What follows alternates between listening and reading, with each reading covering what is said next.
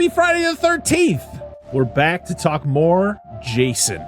But this time, we're doing it in 3D. Whoa! As today, we're talking about 1982's Friday the 13th, Part 3. Let's go. Flip the switches to maximum amplification as Parker, Dan, and Angela prepare for their operation. With trivia and plot points scrawled across their walls, laughter and debate erupts as the movie's drama calls.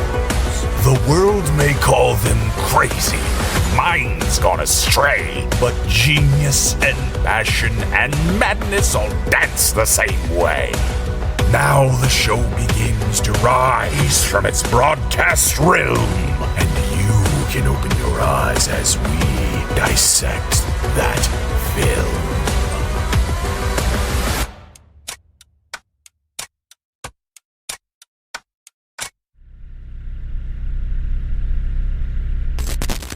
Oh my goodness. I'm all dizzy now. What's going on, everybody? Welcome back to the Dissect That Film Podcast, the podcast that dissects the good, the bad, and the ugly of cinema. I am your host, Brett Parker. Joining me, as always, are the wonderful Dan and Angela. Hello, hello. Oh, hello. I keep forgetting that you don't say it anymore. I know. It's so weird that I don't say the last part of the intro to your name. We have a guest tonight, guys. A last-second guest, but he's here. And we're so happy that he is. And got to bring up Hulk Hogan. Jeez. You know that he listens to the show if he's going to be torturing me with Hulk Hogan. We got... It's the closest thing I had by me to make a 3D effect. You had your dick. Just saying. Well, that's true, but there's nothing I can stick it in here. I'd have to do some blur effects. Depends on how recessed your lens is. I mean, anything's a hole if you're you figure it out. That's true. We have John from Dewey Podmonster back to talk another Friday the 13th. Welcome back, John. Thanks for having me. Glad to be back. Oh, absolutely. We're so happy that you last second said you would show up after the worst scheduling I've ever done on this show. So thank you. Hey, you're getting the job done, and that's what matters. I try. I don't know how it's happened for so long, but I get there. It's funny. I did the intro with these glasses that I got from Movie Dumpster, and I've really never looked at the inside where there's like ads, and one of them was for Suburban Commando, starring Hulk Hogan, Christopher Lloyd, and Shelley Duvall. Is it 3D too? No, it was because it was a New Line Cinema movie. And then the other one was for House Party 2, starring Kid and Play. And I think Martin Lawrence was also in that one. They had a House Party movie in 3D, then Kid or Play, whichever one of their hair is definitely going to put an eye out. Yeah. But probably. I love these 3D glasses because it's for Freddy's Dead, which is one of my favorite movies from that franchise that most people hate. Which number is that? Sounds like it's going to be a 6. It might be a familiar theme throughout the day. But today we are celebrating another Friday the 13th, and that means on the show we talk about a Friday the 13th movie, and we are now on part 3 from 1982. Weekends are a good time to escape to the woods. Unless the weekend begins with Friday the 13th. Because 13 is an unlucky number. But out here, so are 1 through 12. Because these are Jason's woods. And nobody leaves them alive. Friday the 13th, Part 3. Jason. You can't fight him.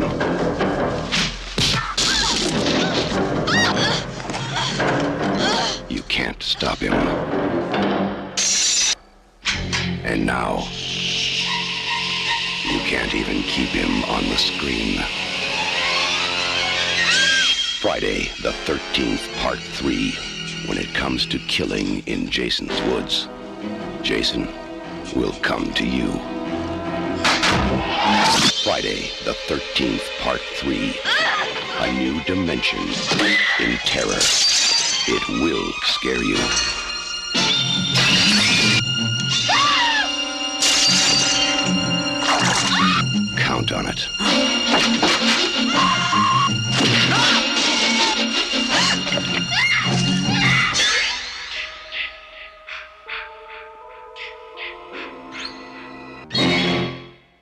John and Sean joined us for the original, and then we had Stu from Stu World Order join us for part 2. So, and then John's back for part 3 because why not? We know John. If you listen to Dewey Podmonster, which you should, it's a great show.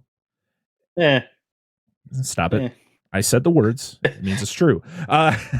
You know that John is a big fan of this franchise, and he's a big fan of this movie in particular. So it's one of those things where I have in the past talked about my dislikes about this movie. We did do a ranking episode a long time ago where we went through the entire franchise and ranked them, and this one was pretty close to the bottom.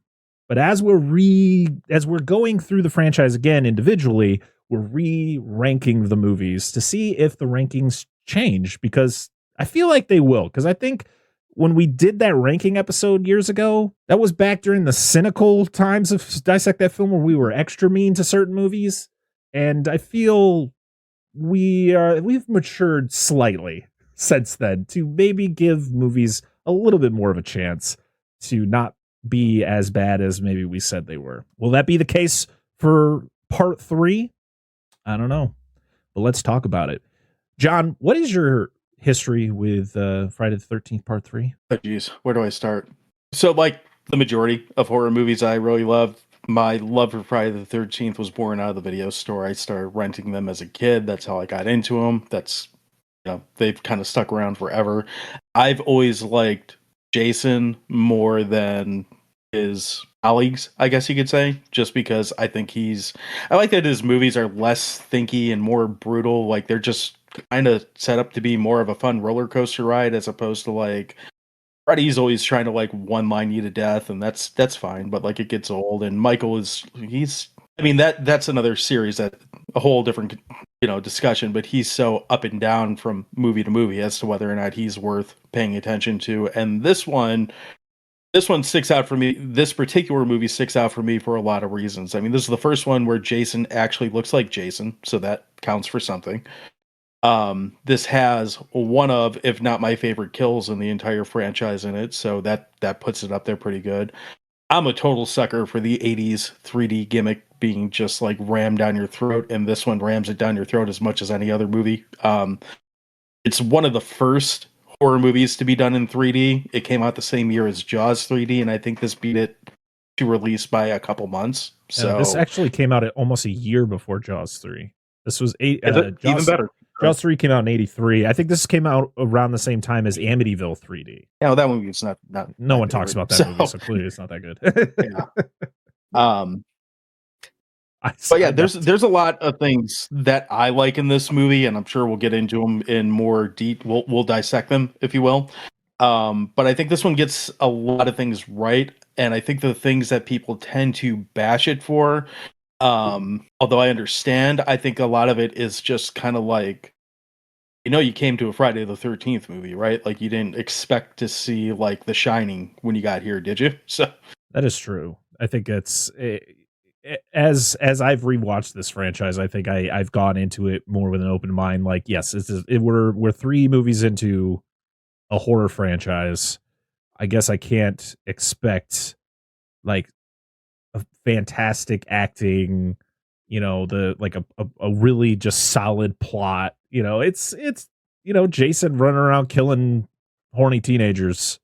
What more are we asking for? I'm a big fan of the horror genre, and I can tell you there's nothing that fucks up horror movies more than plot and good acting.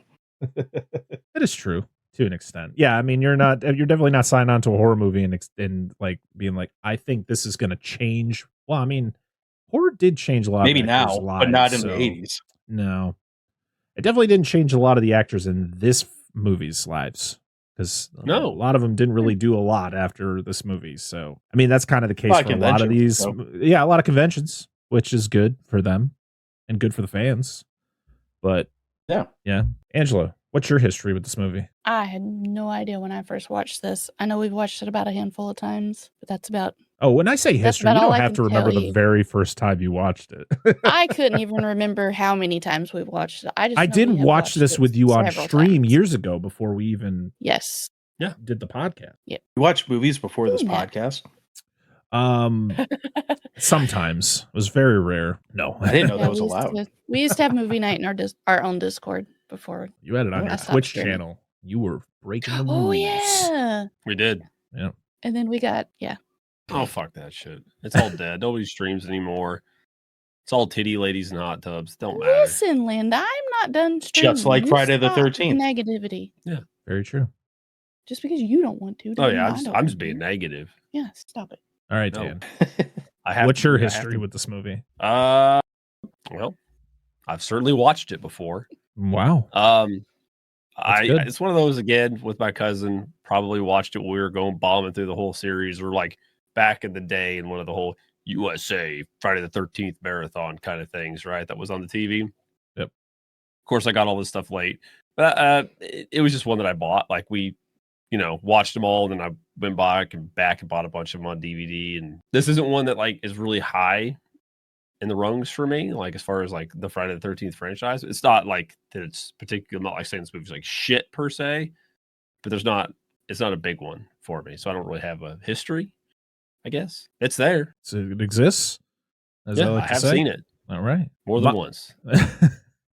My history with it is, and I've talked about it many times, with this franchise, when I would go to my dad's for the weekend, we would go to the little hole-in-the-wall video rental store, which I've talked about many times on the show. And with Friday the 13th, he would allow me to rent 2 movies at a time. And so when I hopped into this franchise, I would go, it was 1 and 2, and then 3 and 4. And so I got to watch this, and then one of my favorites, which is part 4. And more of my memories stem from part 4, but I do have some fond memories of this one because, yeah, it does have like the really wonky 3D effects. We get to see Jason in his iconic look for the first time. As I got older, this was one of the ones I didn't watch as much as, I think it was like part 2, part 4, part 6, and Jason X was like the one I think I watched the most of the entire franchise. I still love Jason X. It's just outrageous. And that was little kid Parker was just like, oh my God, he's in space now. And he's doing some crazy stuff. So, but yeah, part 3 was always, it was like, I watched it on occasion, but as I think every time I would watch it, I would dislike it more and more. So it was interesting to revisit it today, and I'm very excited to talk about it. I'm not going to share my thoughts on I'm not going to share what I thought of it after my recent viewing until we hop into this plot. So a little bit of the behind the scenes of the movie. It was released August 13th, 1982. It was directed by Steve Miner. He's the only director to direct more than one Friday the 13th, as he also did part 2. He's also, I think, one of the few directors to actually direct movies in 2 massive horror franchises, because he also did Halloween H2O.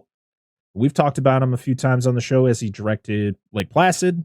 We did talk about H2O. He directed House from, I think it was like 1985. I can't remember when that movie came out. The first one?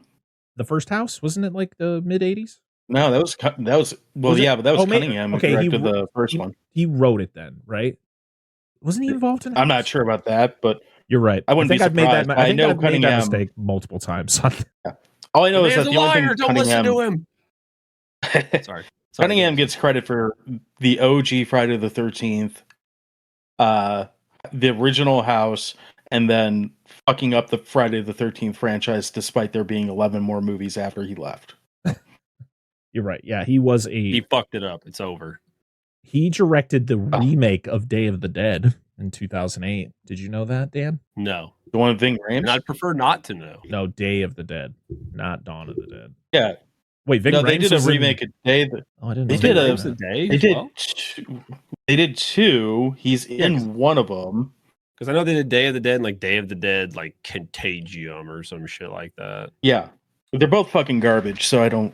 But Ving Rhames is in one of them for at least a little while. So. I don't bother watching them, dude. We got the original, we got the classic. I don't fucking need a deal. So I love Dawn of the I'm good. Dead. You're a smarter person than I am. Yeah, that's fair. I do. We are going to revisit Dawn of the Dead at some point. I have spoke very negatively of that movie, the remake, not the original. But the original Day is Oh, my the original favorite Day zombie is movie. so good. Fucking love that movie So good. to death.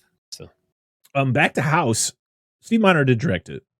It was produced by Sean S. Cunningham and written by Fred Decker. Oh, fuck me. He too much stuff to remember, dude. There's like a billion movies. do you remember the C. Thomas Howell movie called Soul Man, where C. Thomas Howell is trying to get into college, so he pretends to be a black man to Yes. I have seen that movie. Yeah. That was a thing. Obviously predating the 2000s. Oh, yeah, that was the 80s. That was the 80s. That was the 80s. I've seen it. Yeah, what's his name? Mufasa, James Earl Jones. He was in that. Yeah. Interesting. I don't, Mufasa. Darth Vader. I'm going to say this. I don't know. People could be like, Dan, you dumb fuck. I'm going to say this. I watched that movie. I don't think it was that bad. I think it kind of like had some interesting perspective stuff to it. Because this kid goes, he's a white kid that's black to go to college. And obviously there's jokes and stuff to be had, but there are moments of like how black people are seen by certain people in society. That's what I'm talking about. Like, it's not just all slapstick and, inappropriate jokes here and there, but it's there's like an idea. Like I said, I'm not saying it's okay because personally I don't give a shit, but whatever. It's only bad if white people do it. Remember that. Any other race can pretend to be another race, but it's only bad if white people do it. True fact. Usually the rule. Yeah. It's true. And it's fair. Because at the same time, white people are usually the ones that piss off every other race. So I can't really, people want to tell white people not to do stuff. I tend to agree with them. So me too. Fair. The majority of us are dumb. So yeah. This was written by Martin Kitrosser and Carol Watson. It was the music was done by Harry Manfredini coming back, and it was also the main theme was also done by Michael Zager. And it's possibly one of the best theme in the entire history of cinema. Fuck Jaws, fuck Halloween, all these other movies that had these great scores.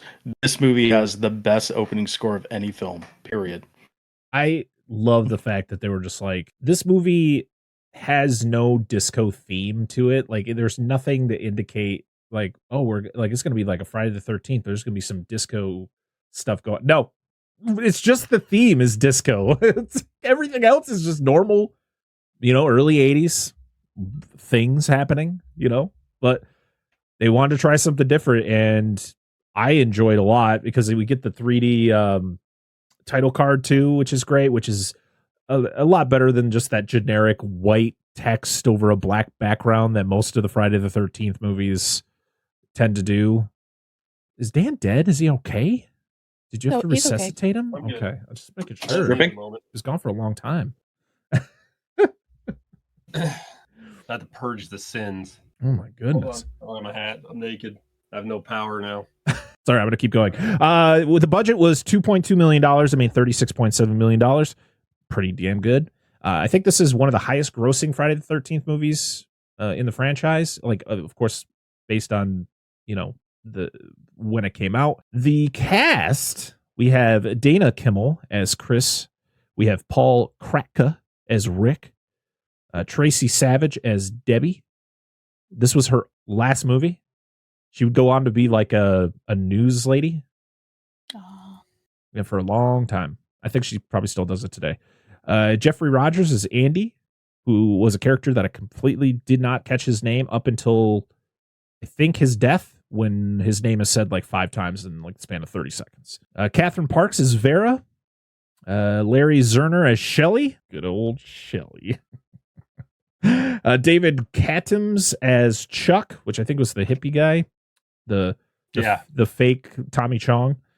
Rachel Howard as Chili. Richard Brooker steps in to play Jason, and he is one of the, like, his build is just insane. His shoulders go so high. Well, it's all fat. Isn't it all foam and fake and shit? Because he was like a slender guy. He was an air acrobat, and they had to like pat him out from what I was reading. Could be wrong. You could be right. No, you're not wrong. He was a Yeah, trapeze artist. they But hired him because the other guy wouldn't do it. But the thing is why did they have to make him look like that? It's not like Jason in the last one looked like that. But I mean, I'm not complaining. I think Jason looks pretty cool in this one. It's just the build and what he was able to do. There are a couple scenes that still just don't work that we'll talk about when we get to those scenes, but I'm just like, other than that, his presence is very intimidating, and I think he does a great job being Jason. Nick Savage as Ali, Gloria Charles as Fox, Kevin O'Brien as Loco, and Cherry Muggins as Edna, and Steve Susskind as Harold. And then we had some like flashback cameos from people from the past movies. This movie came out 16 months after part 2. Like, that's just how fast they were. They were in production for the next installment while the movie was being, put in theaters. Like, they were like, glorious time we used to have. Yeah. Right. And it's crazy because like this movie only cost almost a little under $2.5 million. And it's like, they would just be like, oh, well, we'll just take a little bit of that profit from the last one. We don't even care if this one does well. Like, we still have profits from the first one that we can pull from, and they could have pulled profits from the first one and made like 5 more movies, like without even the other ones being successful. They were just, but the thing was they were like, this made almost $40 million.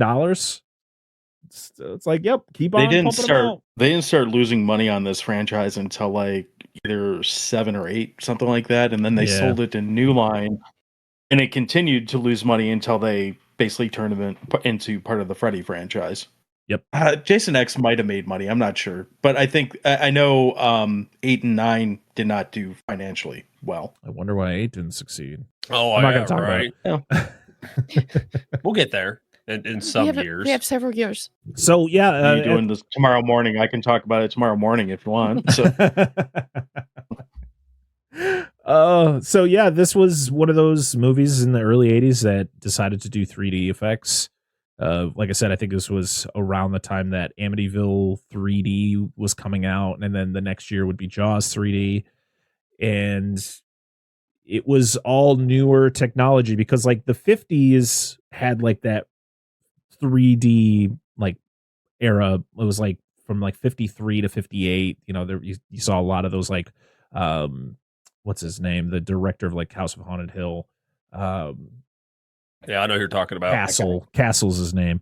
And he was putting out all those 3D movies, with Vincent Price and all those legends. And then it disappeared. And then the 80s started rolling around, and they're like, well, why don't we build something new and try that 3D thing again? Boy, was it a nightmare for this production because everyone hated it. Even the crew. Like, they just did not like how this all was set up. The actors felt like they couldn't act like to their full potential because they had to pander to the 3D camera. They said like when they would do any of the 3D shots, they would have to do them like 30 to 40 times.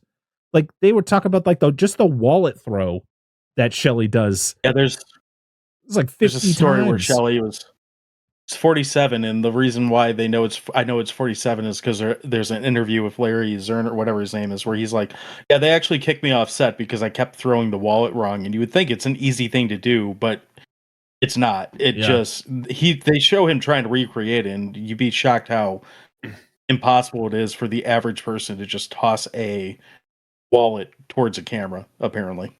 And they also, what they would do is when they would shoot some of these 3D shots, they'd also give awful annoying dialogue to like other characters.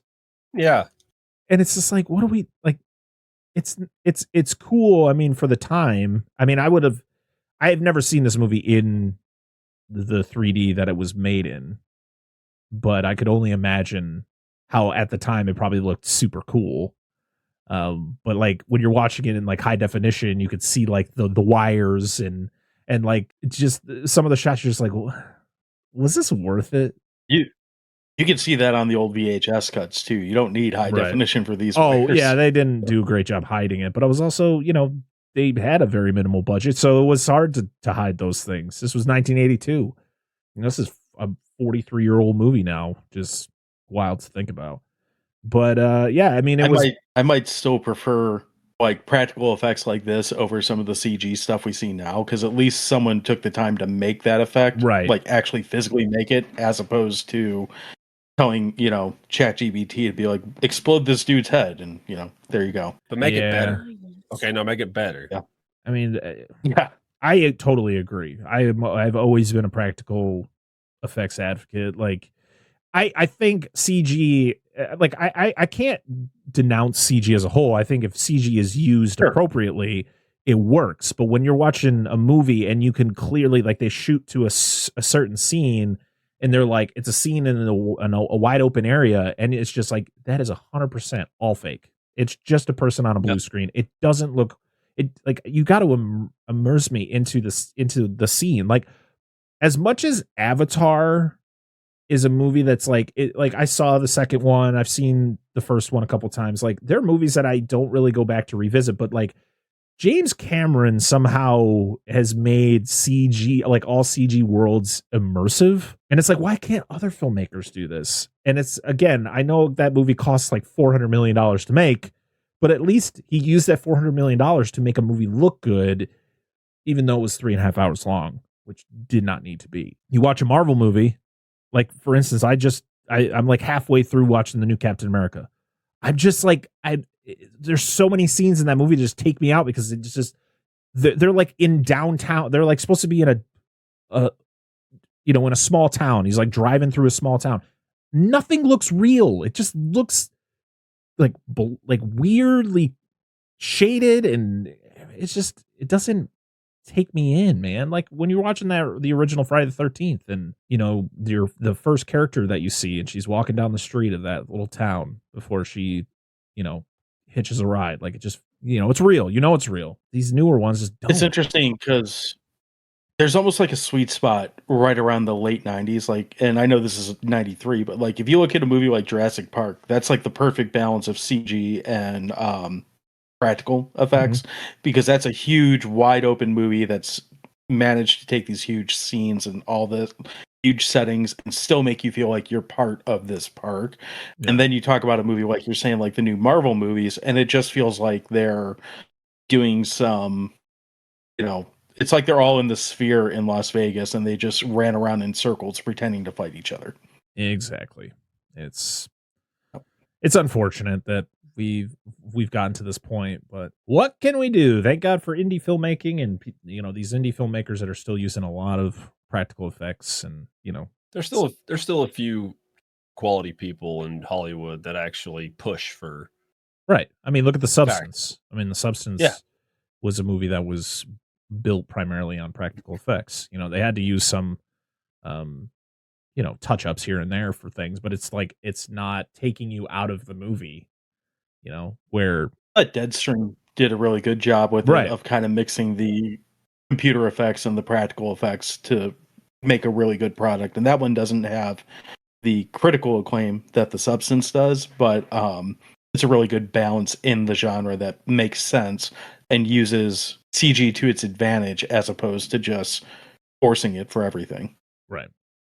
100. So for the effects on this one, we have Martin Becker, which I have never heard of this guy, and I didn't really look into what he has done in his career, but this was, so Savini does the original, and then he doesn't return for 2, and then I guess he was busy doing something in order, he didn't come back. Like, he refused to do 2, and then I think he was busy for this one, and so 4 was the one. Other way around. He did The Burning when they were doing part 2. Right. But I think he also stated that he wasn't interested in doing it because he didn't want there to be a sequel to the second, or to he thought the character of Jason was stupid, which, I mean, there's an argument there. But he didn't like the character of Jason. He wanted him just to end with the creation in the first movie, and then he came back in 4 to finish what he created, in his words, and that clearly worked because there's never been another movie after the final chapter. No, never. Nope. Ever. There wasn't a new beginning? No, not at all. Or, I'm trying to remember. Jason didn't live. Jason didn't go to space. Jason didn't have telekinesis for some reason. So he didn't fight Carrie. Yep. Yeah. For whatever reason. So. And we have Martin Zadoff as the 3D effects supervisor on this. He has a lot of fun stories. He's also, I guess, the no one can come to an agreement of who came up with the mask, But I guess he states that he got the mask for, I think it was a Detroit Red Wings mask that he got from somebody. And he just felt appropriate. But then everybody else that's part of the production was like, no, I came up with the idea.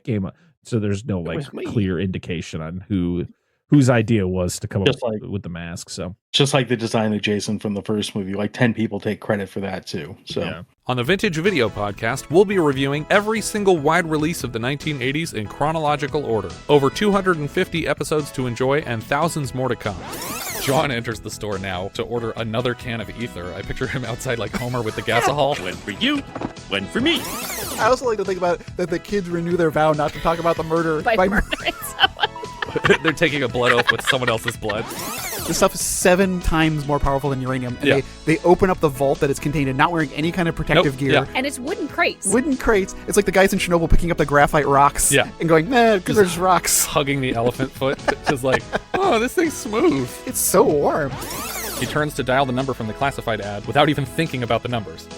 We know this because we can hear his thoughts, and he's talking about how AJ was right that ninjas are misdirecting him. They're misdirecting. I really wish that he'd turn to the phone and been like, 665. No, that's 25. Vintage Video. We're rewatching the 80s, so you don't have to. Well, I think it's time to hop into the plot of Friday the 13th, Part 3. Are we all ready? Yeah. All right. It is time to dissect that Camp counselor. There's no camp counselors in this one. Yeah, close enough. Dissect that teenager, whatever you want. There we go. 25-year-old teenagers. The movie opens up. We're in the 80s. Right. Yeah. Why does it seem like we just keep covering movies where it's like, you know how we're going to start this? With last time on whatever movie we're covering.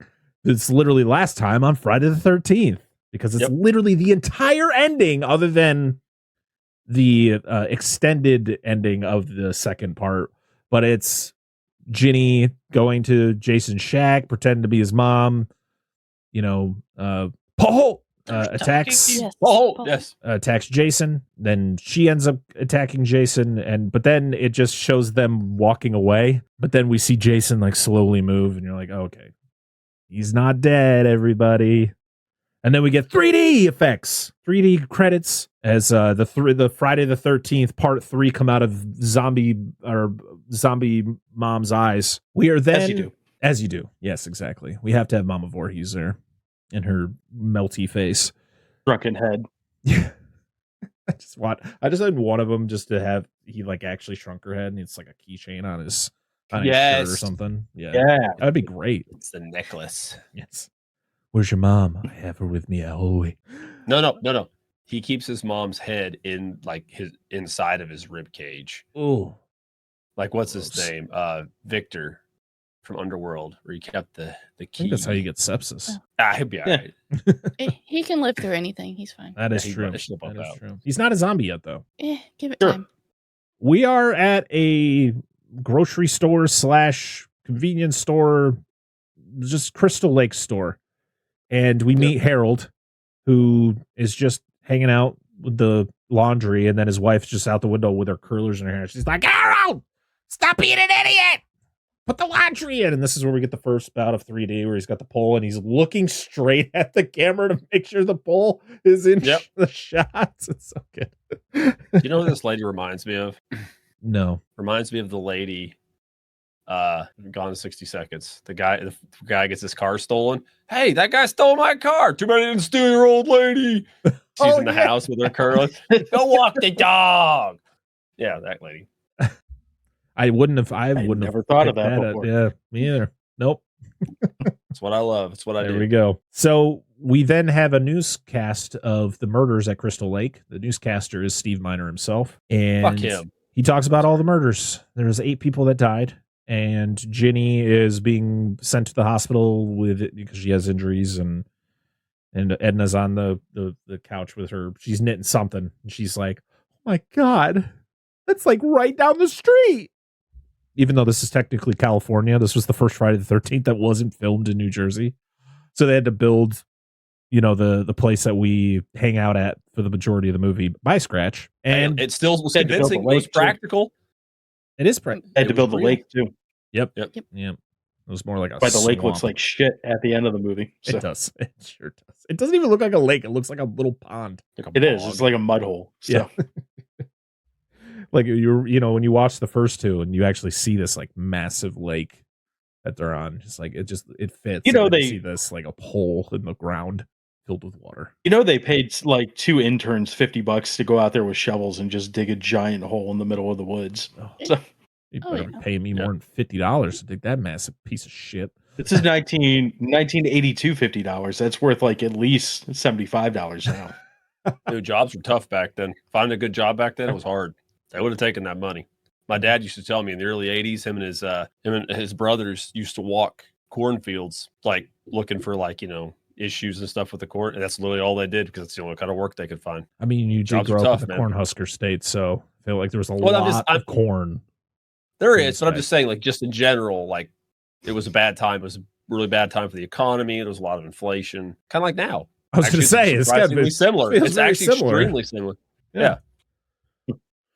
So somebody's wandering around outside. You see, it's Jason. Does Jason have a different outfit on when you first see him compared to like the outfit he wears for the rest of the movie? Okay. No, I think No? he stops between getting killed in the last movie to like get a shower, a shave, and a new set of clothes in his Yeah. trailer, toilet, kitchen thing that he's got going on. I have read, now this may not be true because this is IMDb, that this is the only shot in the movie where you see him where he is the Stan Winston thing. The original, like, Stan Oh, Winston the design Mountain they were Man supposed thing? to use. Yeah, Oh, before, yeah. like, because he had the different face for the original ending of this movie and they changed Right. it. Yeah. This is apparently the only shot in the film where he's still that, like, original design. Where But he it's kinda in the wears dark, overalls. so you don't actually see. Yeah. Yeah. Of course, you see it better nowadays than you did. Yeah, it's hard to back see. then. I mean, you see that he's not wearing a mask, but Yeah, He- yeah. but it's still like in the darkness, so it's Yeah. it was probably like, yeah, they're not gonna be able to see his face too well, so who cares if we use that old effect? Because I think because Stan Winston was slightly involved in the second one. We talked about it because he's the one who actually the Mrs. Voorhees head that's in the fridge in the beginning of that movie was a Stan Winston Yes. effect. That was like the only one that made. Well, they it into the movie. they supposedly shot a whole different ending with the Stan Winston, Jason. Right in this one. look In this too. one, yeah, Yes. Yeah, I've seen this. I've seen stills of it. yeah. And Yeah, the I haven't face seen is it entirely like actually play, but yeah, the face kind of looks like one of those like pig orc dudes from Lord of the Rings. different. He does. He does. He really does. He looks less like sloth. Yeah. But I mean, that's a great description. Sloth is definitely related to Jason in some way. well, that woman. I'm just assuming like sloth. He's looking at that woman like baby Ruth, and like that's what he's thinking.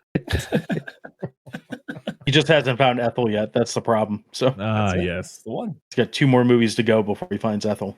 Although Mhm. I guess Roy finds Ethel, but anyway. Oh, but so Edna is this woman's name, and she goes outside. She's talking shit about her husband, like Harold can't do anything right. Got to put the laundry away. Can't even do that. I'm just like, did you? As he do. Yeah, and I mean, I get it. He's just literally eating their inventory. He's eating like opening Planters peanuts, and he's saving he's taking a rabbit out of like the vegetables that are for sale, and What you eating doing some in the donuts. veggies? He also eats fish food. Then he sees what it's made out of, and he spits it out. Like, well, maybe don't put fish food in your mouth, idiot. It was fine before you knew. It's fine. Just eat it. Yeah. I just assumed he was going to take a bite out of the rabbit when he found it. He's eating half the rest of the fucking store. This is why they're That not would've been succeeding. brutal. It's this dumbass's fault. Yeah, I know. Can't eat the inventory. He's a savage, You're dude. losing Goes money. to the shitter, doesn't even wipe himself after a greasy ass fart. Dude, and we got to listen to it too. We got to listen to the plops. Yeah, that's some dude. That's like Not some need to know splatter. that. Most of I'm that like, did why not do we hit need the to water, hear I this, guarantee man? it. I don't Nope. need Yeah, but to he's hear got this. outhouse booze, so that's a plus. You Mm. he can go out there and get loaded I don't while even think he's that's a- unloading. I don't even think that's an outhouse. I've seen I outhouses. That's know. like a box Whatever. with a hole in it. But it's like, no, there's like, it looks like a proper toilet. And I'm like, but what else is in this room? It's like these huge Basement. storage shed, like doors with lights behind them? Like, what is going on in this room? I mean, we all have seen the book. Everybody poops, so we know. Everybody poops but you. No. I'm just kidding. Go ahead. So I love that. The one thing I do love about this movie is the fact that they use the Jason theme even when Jason isn't there. I mean, he's there in the area, but like they show Edna sneak up on Harold, but they're using Jason's theme, so that you're like, oh shit, Harold's about to get it. But then it turns out to be Edna. She's like, you're fat. Your doctor said you're fat. You got to lose weight. I'm like, he's really not that fat. I feel like I'm fatter than that guy. I would have done the same thing. I'd be like, oh yeah, I'm gonna keep shoving this donut down my throat. Dude, the chocolate donuts he was eating. Yeah, fucking great. I just love donuts. Ah, dude, we should get donuts together. Sounds good. Is there any good donut places down there when I go? I don't know. Where he's gonna be at, I don't know. Sorry. I don't know. We'll find one. We'll fucking find some donuts. All right. I like donuts. There's such a thing as a bad donut place. Yeah, listen. I'm gonna be that person. Let's start some controversy right now. Krispy Kremes can eat an ass. Like, I do not like Krispy Kreme donuts. They're fine. You had them fresh? Yes. I don't like them. We have the hot and ready sign. Okay. Like almost any. That's fine. I have a feeling you just offended him. It's okay. Listen, I'm not upset about that. I grew up eating Krispy Kreme. I just don't like them. We always stopped when the hot and ready sign was on. They're good. We have them fresh here, and I don't mind them. But I also pass about 8 dramatically better donut shops. Mm-hmm. My point is, if you're giving me a choice between a Krispy Kreme and no donut, I'm probably taking the Krispy Kreme. Okay, fair. Oh yeah, but would you like Krispy Kreme over just a proper bakery that makes donuts? And I would also take Krispy Kreme over Dunkin'. Oh, absolutely. Dunkin' is so like, I only would get actual Dunkin' donuts if it was just like, I'm starving. I need something for breakfast. They're cheap. Like, even now they're still cheap. And it's like, I'll just grab a couple of those, but they're nothing special. We have a donut place literally down the road. Like, it's a legit bakery. You can watch them make the donuts like from scratch all the way to the very end. And they're divine. Did they hire the Dunkin's guy that stays up all night and says time to make the donuts and kind of shuffles around like a schluck? No, I don't think so. Because I don't think he's working anymore. So I got it. I want to make a donut store. We talked about making a donut shop. No, a bakery. A bakery. Fuck it. Donut shop. And it's we already have a donut shop. Just listen. This is patent pending. It's going to be called Fill Your Donut Hole. Fill Your Hole Donut Hole Donuts. Like, we'll fill your hole. All right. Marketability. You got to think about marketability. All right. I mean, is it still a donut if the hole's filled? No, your hole is going to be filled with donuts. Which hole is up to you? You just purchased them. Just don't do it in the fucking store. Rather not in the parking lot either. Please take it off. No, yeah, please don't. Go away. Not in public. Give your money and get the fuck out. Be glad to design your advertising campaign if you're going to keep slogans like that going.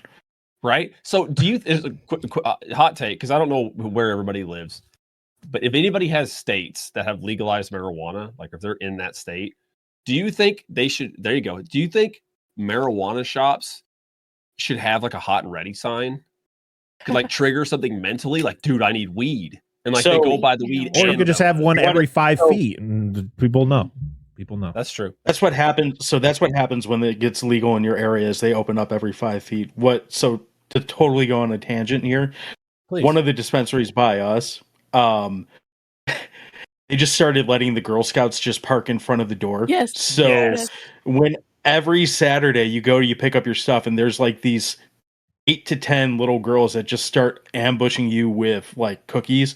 And these girls they started with just a wagon. They have like a full on canopy. They got like 6 tables now. They come there with like, I've seen them unload and they bring 3 minivans just full of fucking cookies to unload. Like vans. To sit in front of, I was like, and it's funny. So Sean, or the other half of my show, his daughter she just aged out of the Girl Scouts, but she was doing it for a while and he was always pissed because he was like, these fuckers aren't even paying attention to the rules. You're not supposed to sell these where a kid can't go in and kids can't go in dispensaries. I'm like, well, technically they're on the sidewalk in front of the dispensary. That's bullshit. Just typical. I think he was just mad that he wasn't hanging out in front of the dispensary all day. So yeah, I was going to say, he's like, hey, listen, he's harumphing because He didn't think of it.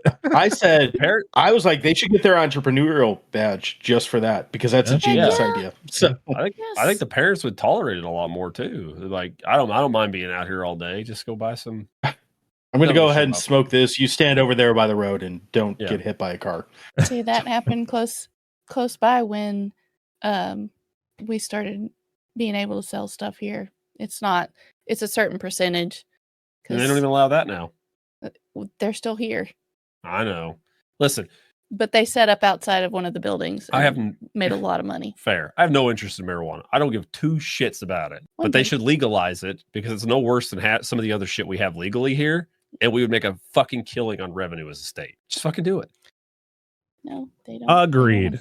I mean, my state, it's fully legal. So, people don't realize it here because when they come in vacation, they're just like blazing, like, dude, and you'll go into a room, it'll stink like weed and shit. Like, guys, you can't do that here. It's not legal in this state. we can do what Delta 8 is the highest we can go. Yeah, people don't give a fuck. I've literally had people on like a hotel we were cleaning, just sitting on the out in the balcony, just fucking blazing. I'm like, all right. Like, I'm not saying nothing. It's they do what the fuck they want to. Right? Before I graduated high school, there was people in the hotel we were staying at. No, I believe it. I just hate having to clean after because I don't care for the shit personally, but it's whatever. No judgment. Do what you got to do. Do who you got to do. Well, Harold probably would enjoy some because I think he's probably already high because he's eating a lot. Or he's just like me. Or he's like me who just likes to eat. I love to eat. I like to eat. I like sandwiches. I'd hang out with Harold, smoke a joint, and eat some fish food. Why not? So fish food is the choice. Yes, the fish food. You would get high with the rabbit. You all just hang around the store. And he turns into the Tricks rabbit, and you're like, wow. Whoa. And he's like, give me half some. Yeah, like, silly rabbit. These tricks ain't for kids. These tricks ain't for you. Or we just tricks for kids, but whatever. We ain't giving kids marijuana, right? We don't advocate that. That's up to y'all. Harold does, though, get attacked by a 3D snake. 3D rattlesnake. Whoa. You see the string? Yes, it's very common in New Jersey. So. Yes. Yep. Yes. Well, I mean, I think rattlesnakes are pretty much found in most states. It's just they're not super common. But also it depends on where you're at. Was it in a cage? Yeah, it looked like it was in a cage. And I don't think rattlesnakes are common in each state unless you have people from Florida that bring them to each state. Kind of like we occasionally. So I'm just outside of Detroit, and we occasionally get the news story that's like, so-and-so had an alligator wandering around the streets of Detroit. I'm like, yeah, because some fucking moron from Florida brought it up here and just realized, it gets big. So we do have rattlesnakes here. I've never seen one, but I know we do have them. Mm-hmm. But we have easterns and pygmy rattlesnakes here. But it's like, I think you're going to be like on the southeastern United States and like the Southwest is probably where you're going to. We have rattlesnakes here. Do that? They're pretty. They're pretty rare, but yeah, they exist here. That's fair. As a kid, I used to. There was a place there used to be like a piece of sheet metal that was on the ground, and as a kid, I would always go there because I'd always catch the garter snakes. Yeah, and I picked it up one day and I heard the rattle and went, nope, not today. I'm not used to that even here because the worst thing we had back home was you get your ass kicked by a deer. Like, we didn't have anything dangerous. Like, there was no bears. Like, very rarely would you see a bear, and very rarely would you see a fucking wild cat. But like, that's it. Bears are going to stores to get chips. Yeah, I've seen it firsthand. We've talked about it on here. Fucking bear walked right across the street in the middle of town, walked right into a fucking store, door wide open. I was like, man, I hope they know what's going on. It's Gatlinburg. They get that. The clerk behind the counter's like, well, I think it's time for me to go home. Oh, Bartholomew, here's a bag of Cheetos. And you just give it to him and he walks out. See you tomorrow. I don't know. That's what I want to name my bear. Yeah, then we get to the shit part. And I literally had in my notes, did we really need to hear the plops?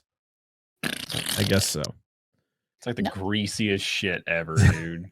Yeah, like really uses paper. Was eating fish food. I mean, that's true. Yeah, that's what triggered the diarrhea.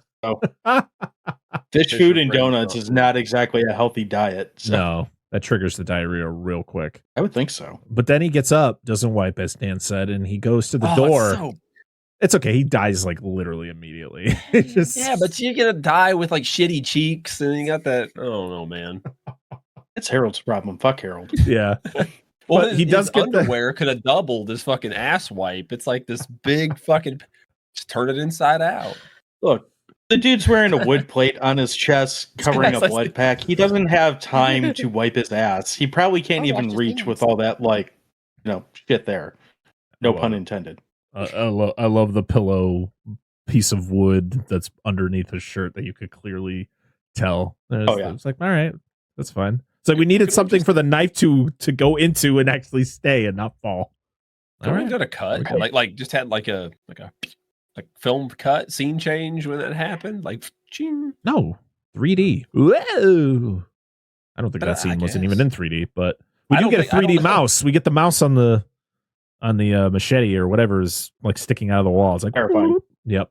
And then Edna gets it. She gets the sewing needle right through her face. It's not. It goes out. Does that? I don't think that was 3D. They were trying. Oh, it is because it goes through Jason's fingers and towards the camera. No, it wasn't like directly at the camera, so it was kind of weird. It was kind of hard to tell. For one, the sewing needle was dark. Yes, I was always impressed that he could push a sewing needle through someone's face and between his fingers without impaling his own hand. Not that he would really feel it impaling his hand, more than likely, but the fact that he got it from the back of the head to between the fingers, that's pretty impressive. That is precision. That's all I can think of. I don't fucking know. So we meet our teens, as I like to say, because all these people don't look like teenagers. They look like they're 25, which, to be honest, they probably, I feel like these aren't teens. Like I feel like they're never portrayed as like they're in high school. Everybody seems like they're either in college or just hanging out. I get like a very early, very late teens vibe, or very 20s, very late teens vibe. Yeah. Like 19, 20, 21. I always got 18 to 20 so that you could justify all the sex and nudity that comes with a lot of these movies. That's true. Exactly. We meet Chris. She will be our final girl for this movie. And Hi, Chris. She talks about how she had an experience at the lake. Not a good experience either. But that's kind of all that happens. It's like, it's okay. It was 2 years ago. I should be okay. Yeah, well, she's not okay. I'll make it. We have horny teens because you have to have those. Yeah, she starts okay. We have the horny teens, which you have to have that. It's not a Friday the 13th movie without that. Which, fortunately, we get teenagers fairly early without that. Right? Fairly early on, we find out that she's pregnant. Which is such a throwaway thing. It's mentioned twice in the movie. And I'm like, okay, well, at least you don't got to worry about knocking her up. You've already did the deed. But also, why are we including this in this movie? Why is that a thing? I don't know. Like, it doesn't play into anything. That's what I don't. That's what I don't care about. Like, we don't need to include the fact that she was pregnant, and then we also don't need to include the thing that happened to Chris. What does that lead to? Nothing. Other than she's like, oh shit, that's the guy, and it's like, but why are we making Jason this person? It doesn't make sense. No, I know. But also, to be honest, the pregnancy thing bothered me more because I'm like, it doesn't lead to anything. Like the thing is the dad, who I'm guessing is this guy who is. What was his name again? What was the boyfriend's name? Andy? Sure. Yeah, he Looks like a douche. He doesn't even act like he knows. Like, there's no indication from him that he's like, I can't wait to be a dad. Like, put some dialogue in there that's like he's excited to be a dad, like all this and that, and then it's like they die, and then you're sad about it. But instead, it's just like, I'm pregnant. Oh, okay, cool. I'm already going to take a guess that I'm the one here that actually likes this movie a lot, and I forget that she's pregnant in the movie, so it really doesn't matter. Like, it's well, that's the thing is you do forget because she says it, and then nothing goes with it, and you're just like, oh, yeah, and then you go to talk about it, and you're like, oh, that's right, she did say she was pregnant. Yeah, whatever. Who cares? I think it's just. We'll talk about it later. Will we do like, I don't know, the fucking main girl, her backstory, and but I think it's all just a ploy to weaponize shit against Jason for what the original intent of this movie was supposed to be. Oh, yeah. Okay. Yeah, I mean, that makes sense. I can still say it's stupid. It's whatever. You're not wrong. We meet Shelly, who will be a character. Hi, Shelly. He's a prankster. He's I'm going to call in my notes of the Friday the 13th franchise. He's the person that we should all aspire to. Yes. Oh, okay. Words that were said by John on the show. Shelly, I just pregnant. I don't know. He might be. He could be. No, his description in my notes was sad boy. He is just the sad boy of this movie because everything is just like I can't get anybody. I don't have any friends. I can't get a girlfriend. I'm too fat to go skinny dipping.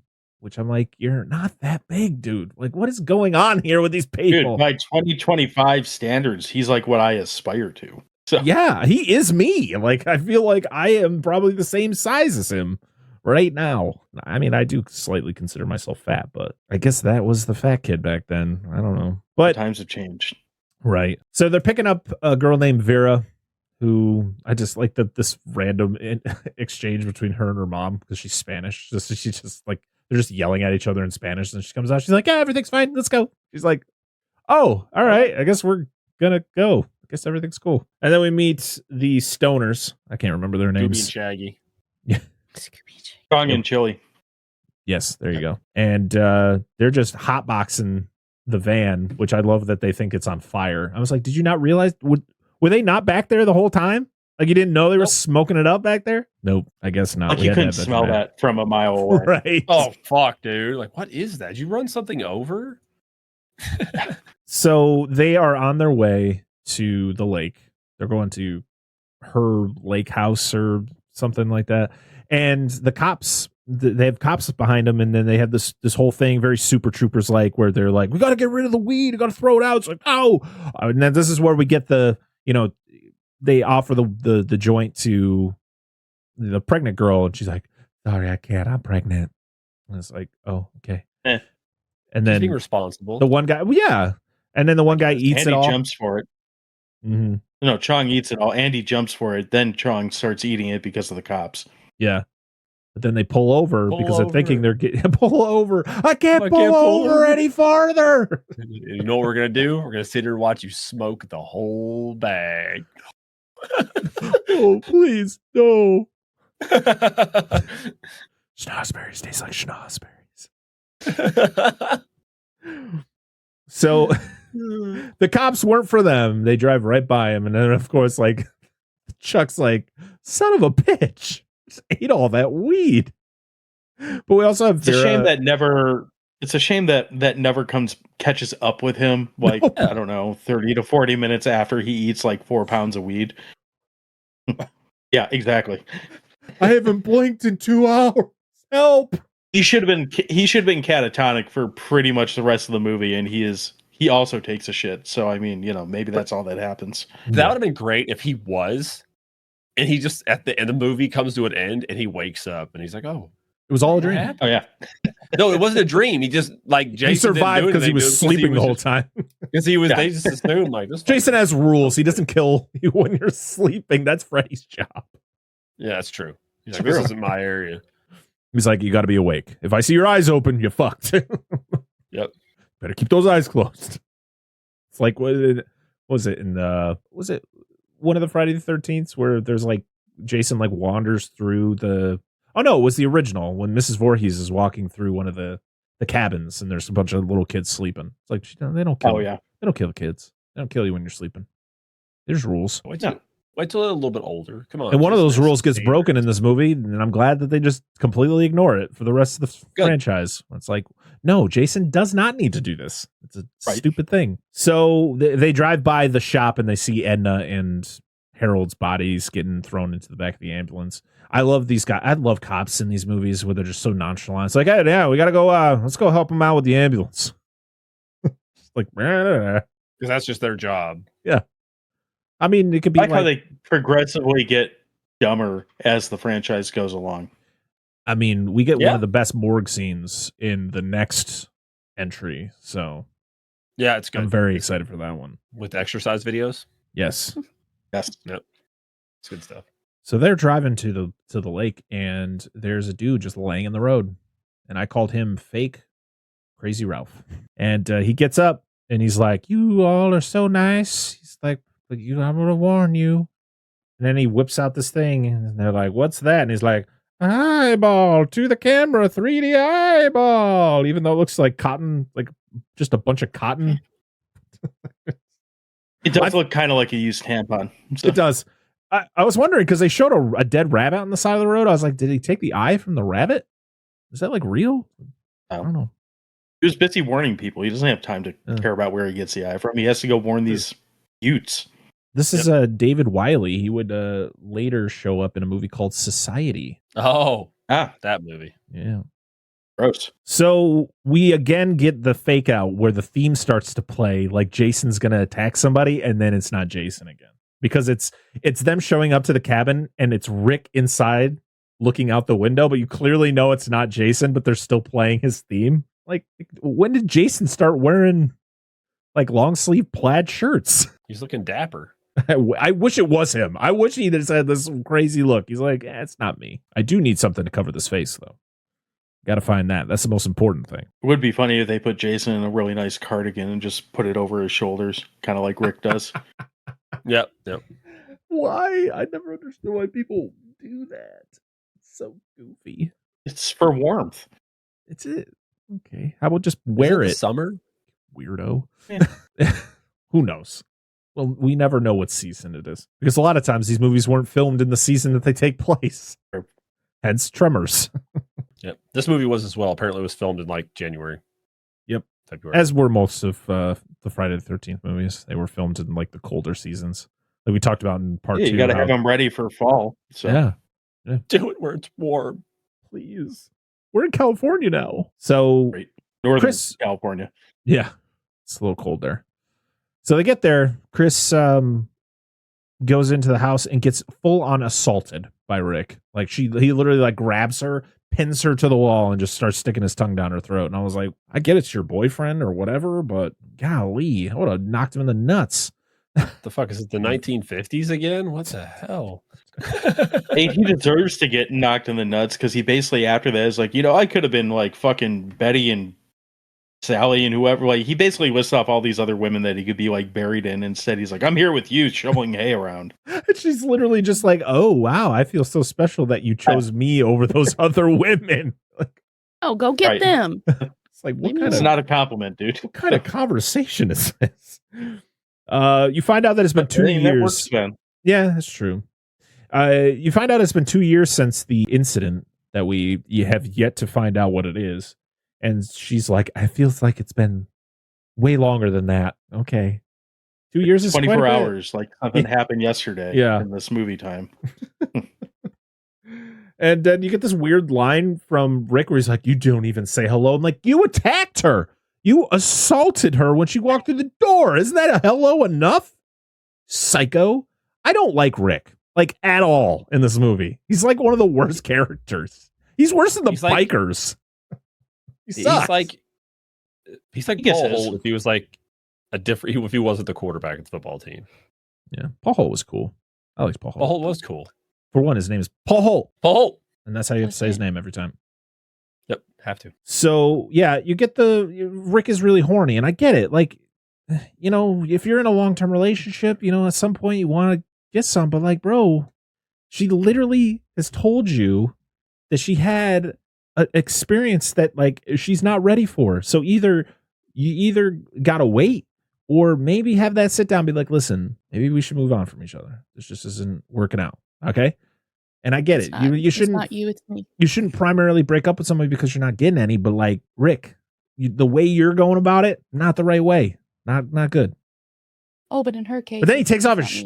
Yeah, exactly. But then he takes off his shirt. I'm like, damn, Rick, you built, bro. Fucking hucking that hay. Well, he's busy banging all these other chicks and throwing hay around. That builds you up. Yeah, he's like, I could have been sleeping with freaking Jody, Phillips or whatever the hell her name was. And it's like, yeah, I would have been like, peace, dude. Like, I'm not missing out on anything. Right. So, Shelly does another prank because that's all Shelly does in this movie is prank people. And then it gets to the point where even when it's not a prank, people are like, oh, Shelly, stop it. But then this is where we get the whole thing where they're like, why aren't you down by the lake? They're all swimming down there. He's like, I'm too fat to go skinny dipping. Or I'm not skinny enough for skinny dipping. And I was like, sad boy. They said they were going skinny dipping. Yeah, I'm not skinny. So I'll just put a fake axe in my head. Yeah. I'm just going to be sad boy the whole time. No one likes me. But yeah, I'm going to do the craziest pranks. Like, they're not even simple. Like, he is like he has all these planned out. He's like, these are what I'm going to do all weekend. He wasn't just It's thinking okay, about Shelly. that. Dewey Podmonster still likes you. Oh. 40 years later, and I'm still sticking up for him. And we find out that the horny couple, they get a hammock bed, which will come into play later. But it's like, really? This house just has hammock beds? Like, it's not even a bed. Like, I would never want to sleep in a full night in a hammock. No, thank you. I'll take a It's more nap. like for an It'd be fine with afternoon it. nap. Yeah. I'd rather sleep on the floor. I would rather just, like, you guys got blankets? Like, I'll just lay a blanket on the floor. I'm good. No thanks. We have a hammock. You can use it as a blanket if you choose. It's got holes. It won't keep me warm. It depends what kind of hammock. That's your You can problem. have That's my solid hammock. problem. It is my problem. But if it's not my house, it's your problem because you got to figure it out. I'm sorry, I'm busy shoveling hay. I don't have time for your holy blanket conundrum. So I'm shoveling hay for horses I don't own, but someday I might. That was a whole Where thing. are the animals? There's none. But he gets all They this hay build because in he time. says, is like, yeah, my dad buys all this hay because at some point he wants to get horses, but he just keeps buying the hay with no horses. I was like, stop buying the hay. Stop. You can easily get hay when you get a horse. You don't have to buy it like ahead of time. I don't know, unless there was a hay shortage in New Jersey. What are we doing? it can go bad, does it? I don't really know. It does mold It does. does. after a Yeah. while. Yeah. Breaks Okay. down, and So you just don't get it. You just save it for people who actually will use it. that's a good idea. Again, from Detroit, we have hobos. We don't have hay. So It's the same thing. same thing. Hay and Just shovel it hobos. around. They Interesting. shovel it. The city shovels them around. They end up decomposing and Yeah. gutters. Same shit. Getting moldy. So Yep. Okay, moving on. Street trash. So, yes. Just eat, but then you get liquor. So That's fair. eat some moldy hay. Or- It turns you into gooey monsters. Or Yeah. chud. Chud. Also about homeless people. True. that's true. And it has like half the Home Alone cast. That's weird. I know, right? It's so weird. It's like that's what Kevin McAllister's dad was up to. I mean, I guess I keep watching him. I keep yeah, watching Daniel every Stern time I is in watch that him. I'm too, like, well, yeah. Every time I watch him, I'm like, at least the Wet Bandit got a shower before he left the house. This guy just looks filthy. He's running a soup kitchen. So dude.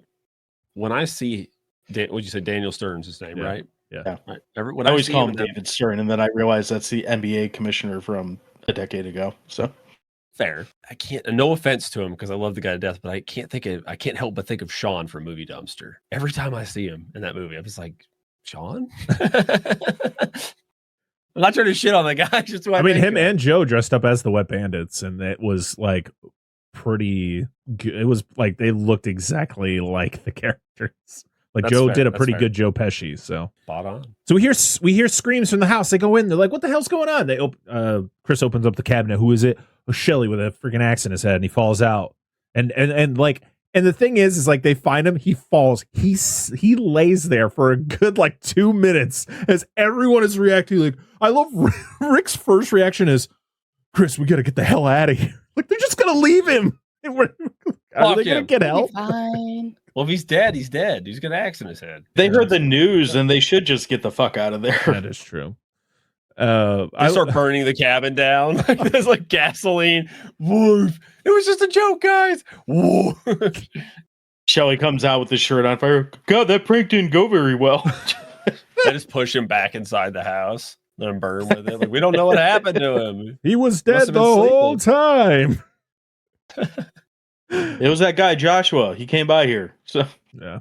The only one who doesn't fall for it though is Andy, because he walks up to him and tickles him, which gets him out of it. And everybody, he's laughing, but no one's laughing. No one else is laughing. Chris is pissed.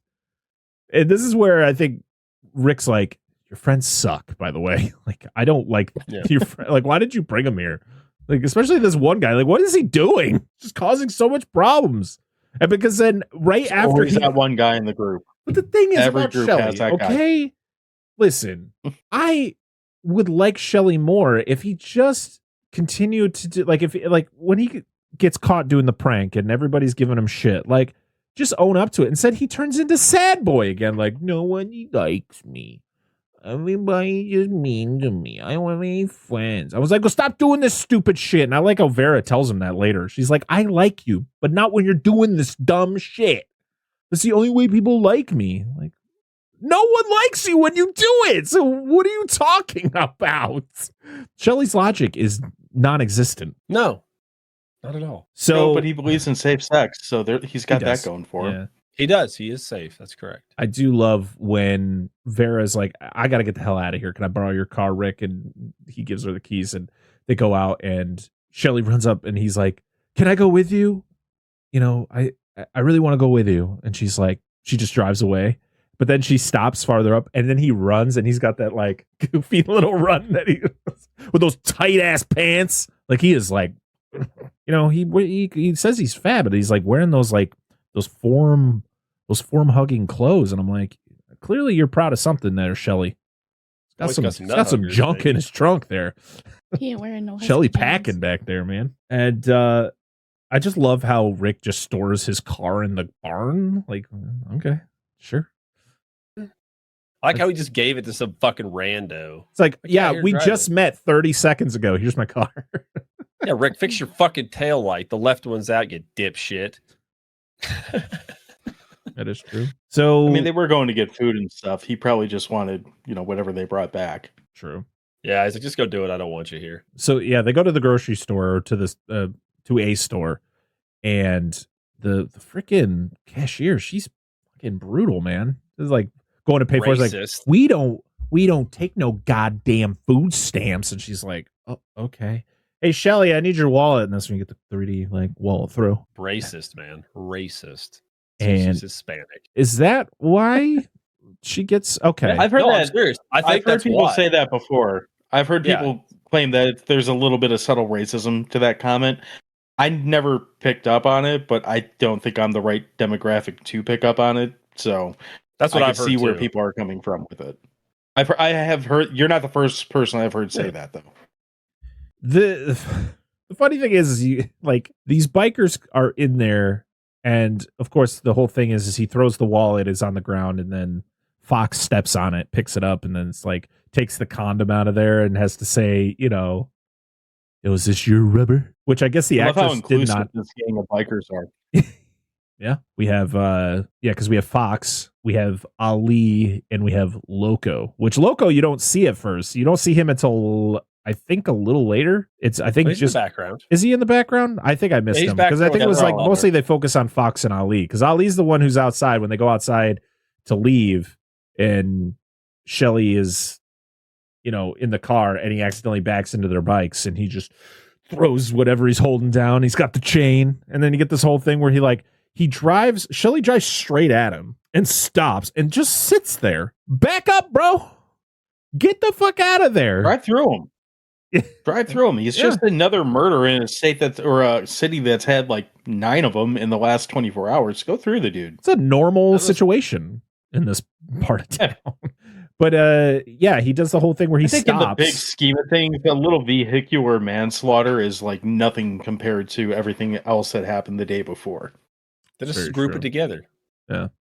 It's all in the same area. I mean, yeah, he could, like you're saying, he could have gone through, but like also there's so much space. He could have just drove around and drove away. Yeah, well, that would be the smart thing to do. Yeah. But instead we had to get him being tough. He literally runs over the guy's bike again after he gets it.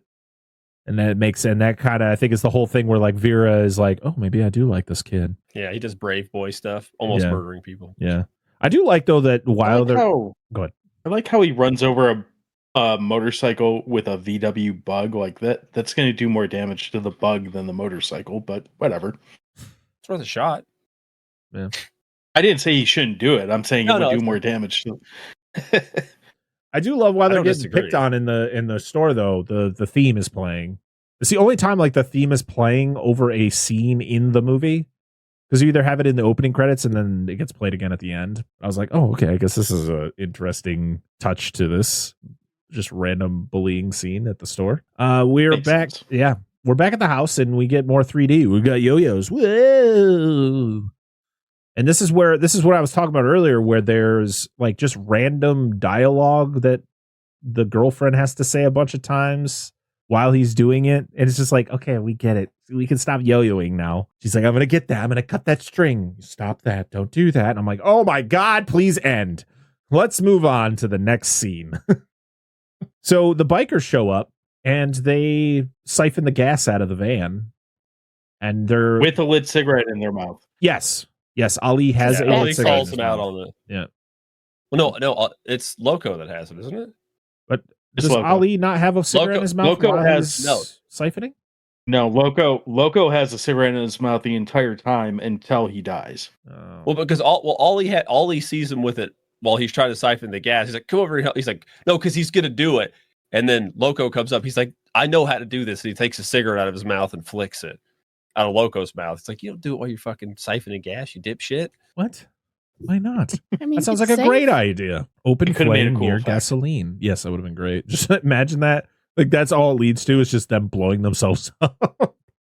No, the van. Jason's in the background like, son of a bitch. I was looking forward to killing all three of them.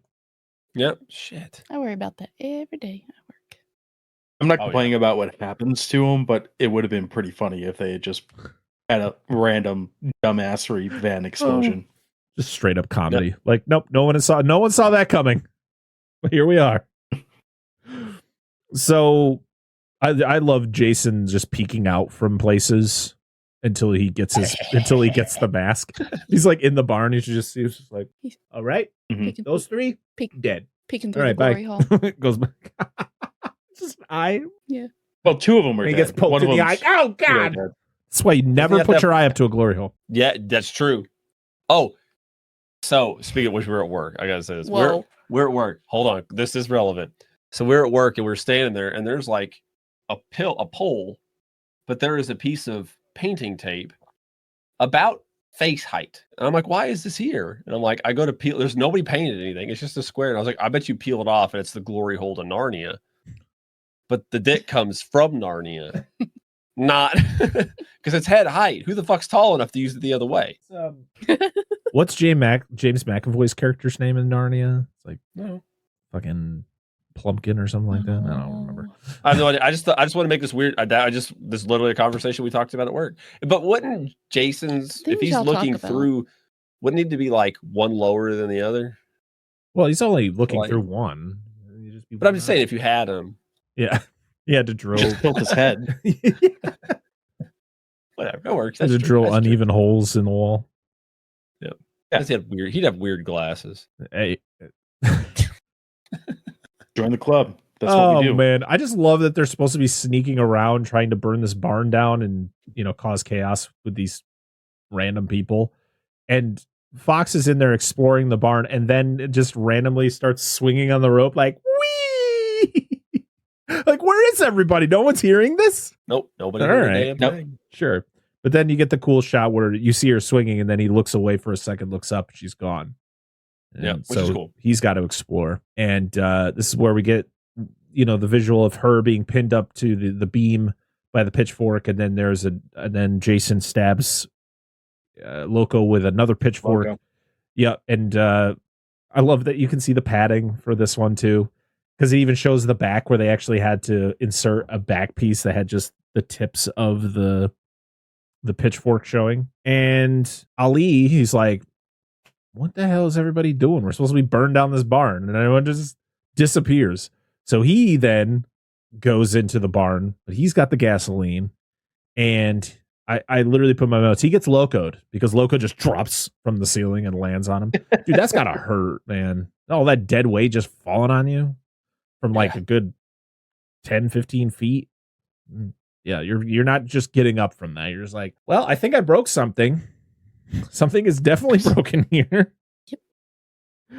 And he gets attacked by Jason. Jason just hops down from that top level, and this is where we get the machete. Because Superhero landing. yep, Ali grabs the machete and he goes into the horse stall. And Jason, man, the dude, for being so big, is so quiet. Because he lands on the one side, which is where Ali goes and checks first. But yeah, he's behind him. like in that other corner, like, haha, you didn't see me there, bitch. And just like, watch out. But also beats him pretty well. I don't know what does he have in his hand that he hits him with? I didn't. This looks like a hunk of wood to me. He hits him a good amount of times. I'm like, I feel like he's got blunt force trauma and he's probably gonna die. But no. He definitely gets a really good nap. Yeah. Not nice. He's tough. It's like any other movie where just like one hit to the back of the head, just like, good night. Instant death. Yeah. Or knocks unconscious. No, it's just falls. knocked unconscious. It's mostly like punches. Those are the funniest. When the dude just punches a guy, he's just like death. Or when you punch, or they do that in Blazing Saddles where he punches out the horse. Great horse acting right there. Best horse acting you'll ever tier. see. Yep. Eat shit, Mr. Ed. We also get the shot where they look out where Jason looks out the window and he sees Andy and Debbie walking up because they just went swimming, and Andy's doing like a handstand, and then he like stands up and he looks directly at Jason, but nothing. It's like he doesn't see him because he's just like standing there staring, and he's like, "Oh, wait for me, Debbie. Yeah, wait up." And this is where Drax got that ability. Where things go over his head. No, where he stands perfectly still. Oh, so nobody can see him. That's yeah, that's it. That's exactly. It's 100% it. It's vision space like a T-Rex. Yeah. Oh my god. yes, like a T-Rex. We get a conversation between Rick and Chris that's just continuing to show that Rick sucks. Where he's like, I need to get my dick wet. What is going on? She's like, I am not ready for this. And he's like, I just want to break through. And I was like, really, bro? You're trying. Let's be more direct about it. Why not? Yeah. So, then he's like, oh no, my car. It died. Must have been the battery. I did charge it. Oh no, I guess we're going to have to walk back. Okay, Rick. Like this wasn't planned. You son of a bitch. Not subtle at all. Oh. We're back at the cabin and Shelly and Andy are juggling. And the only reason Shelly wins is because Debbie's like, let's go have some hammock sex. And he's like, whoa, I guess you win, Shelly. It's all you, buddy. Yep. Enjoy your apples. Yep. Yeah. And Shelly's like, I think I should go talk to Vera because I think after our little adventure at the grocery store today, I think we got a thing going on. So he tries to hit on her. First thing he does is he checks her out. And then he asks if, he pretty much asks her if she was interested. And she's like, no. And he's like, oh, I'm sad now. I'm sad, boy. Shelly.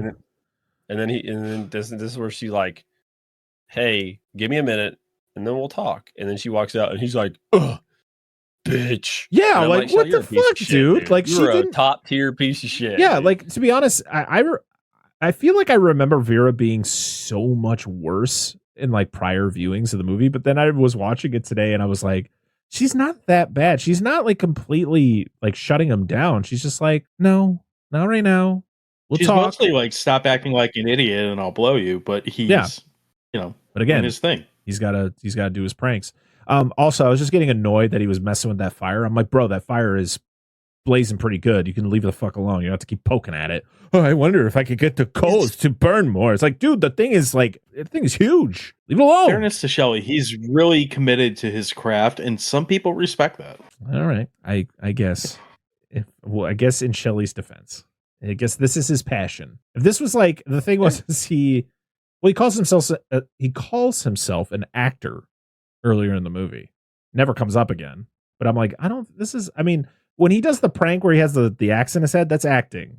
Some of the other things isn't. It's just him being a jackass. He said he was a good actor. He said he's an actor. I mean, true. That is true. And the only way he's going to get good is by practicing and repetition. So he's really just, if you think about it, he's method. Oh, the worst kind. So the sex in the hammock happens.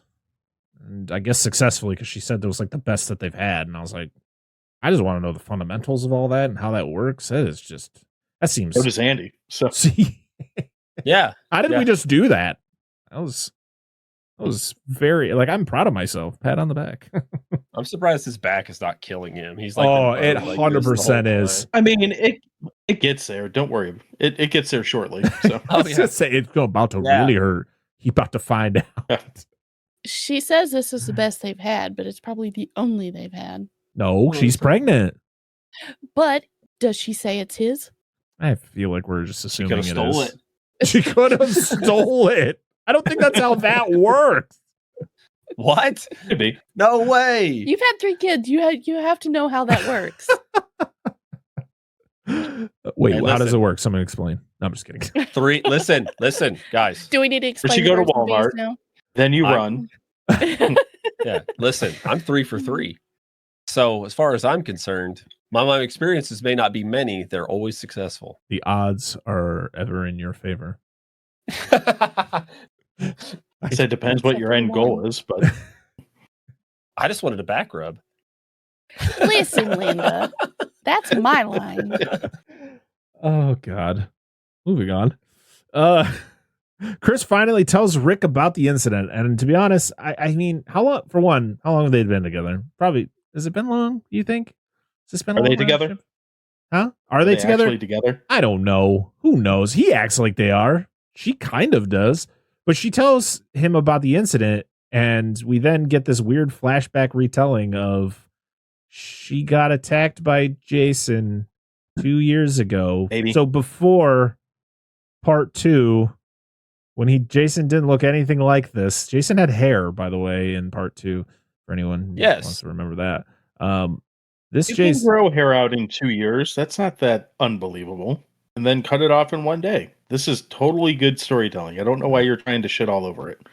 because Oh, it yes, it is. deserves Shake to your head. be shit on because it's a stupid plot line of this goddamn movie. It's one of the worst parts of this movie is the fact that they were like, oh yeah, Jason well she says she blacked out and she doesn't remember what happened after he attacked her and you're supposed to insinuate that he raped her, and I was like, I don't like that for Jason. Like, listen, it's like weird to defend a psychotic killer, but it's like that's not Jason's forte. Like he just likes to kill. That's just what he does. Fun. Like the You're right. Like It's like also a franchise with a lot of hallucinations and things that didn't happen in it that come back and forth through that it. is true. I'm glad that they did. I'm with you. I'm glad they didn't pursue that angle more. Thankfully, that it's just kind of this little throwaway scene and that's it. On the other hand, if you're really gonna spend the time to be like, why is this in here? Dude, we're like 10 minutes away from this movie really getting started. So let's just keep on going. Oh, my thing was like she blacked out and Jason's like, well, my rule is I don't kill when they're sleeping, and she looks like she's sleeping. I'm gonna go. So nothing happened. She blacked out. He's gone. He just And she left. talks about he had a knife. Like he didn't have a knife. No, dude. he I was just never like seen grabbing at her. Figured if he had a knife, he would have stabbed her. But it. Right? I don't know. I don't know. Apparently, this plot line was allegedly more elaborate on the original idea, but they cut it out because they didn't like it. Because this was supposed to be the last movie. Shocker. And they wanted to make it more like a piece of shit. He's murdering pregnant ladies and stuff like that, raping folks left and right.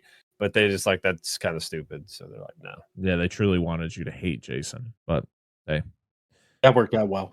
yeah, Yep. sure did. So fake Tommy Chong, he goes to take a poop, and I was like, is that Shrek's outhouse? Like it looks exactly like the one Shrek, pops out of at the beginning of the titular movie Shrek.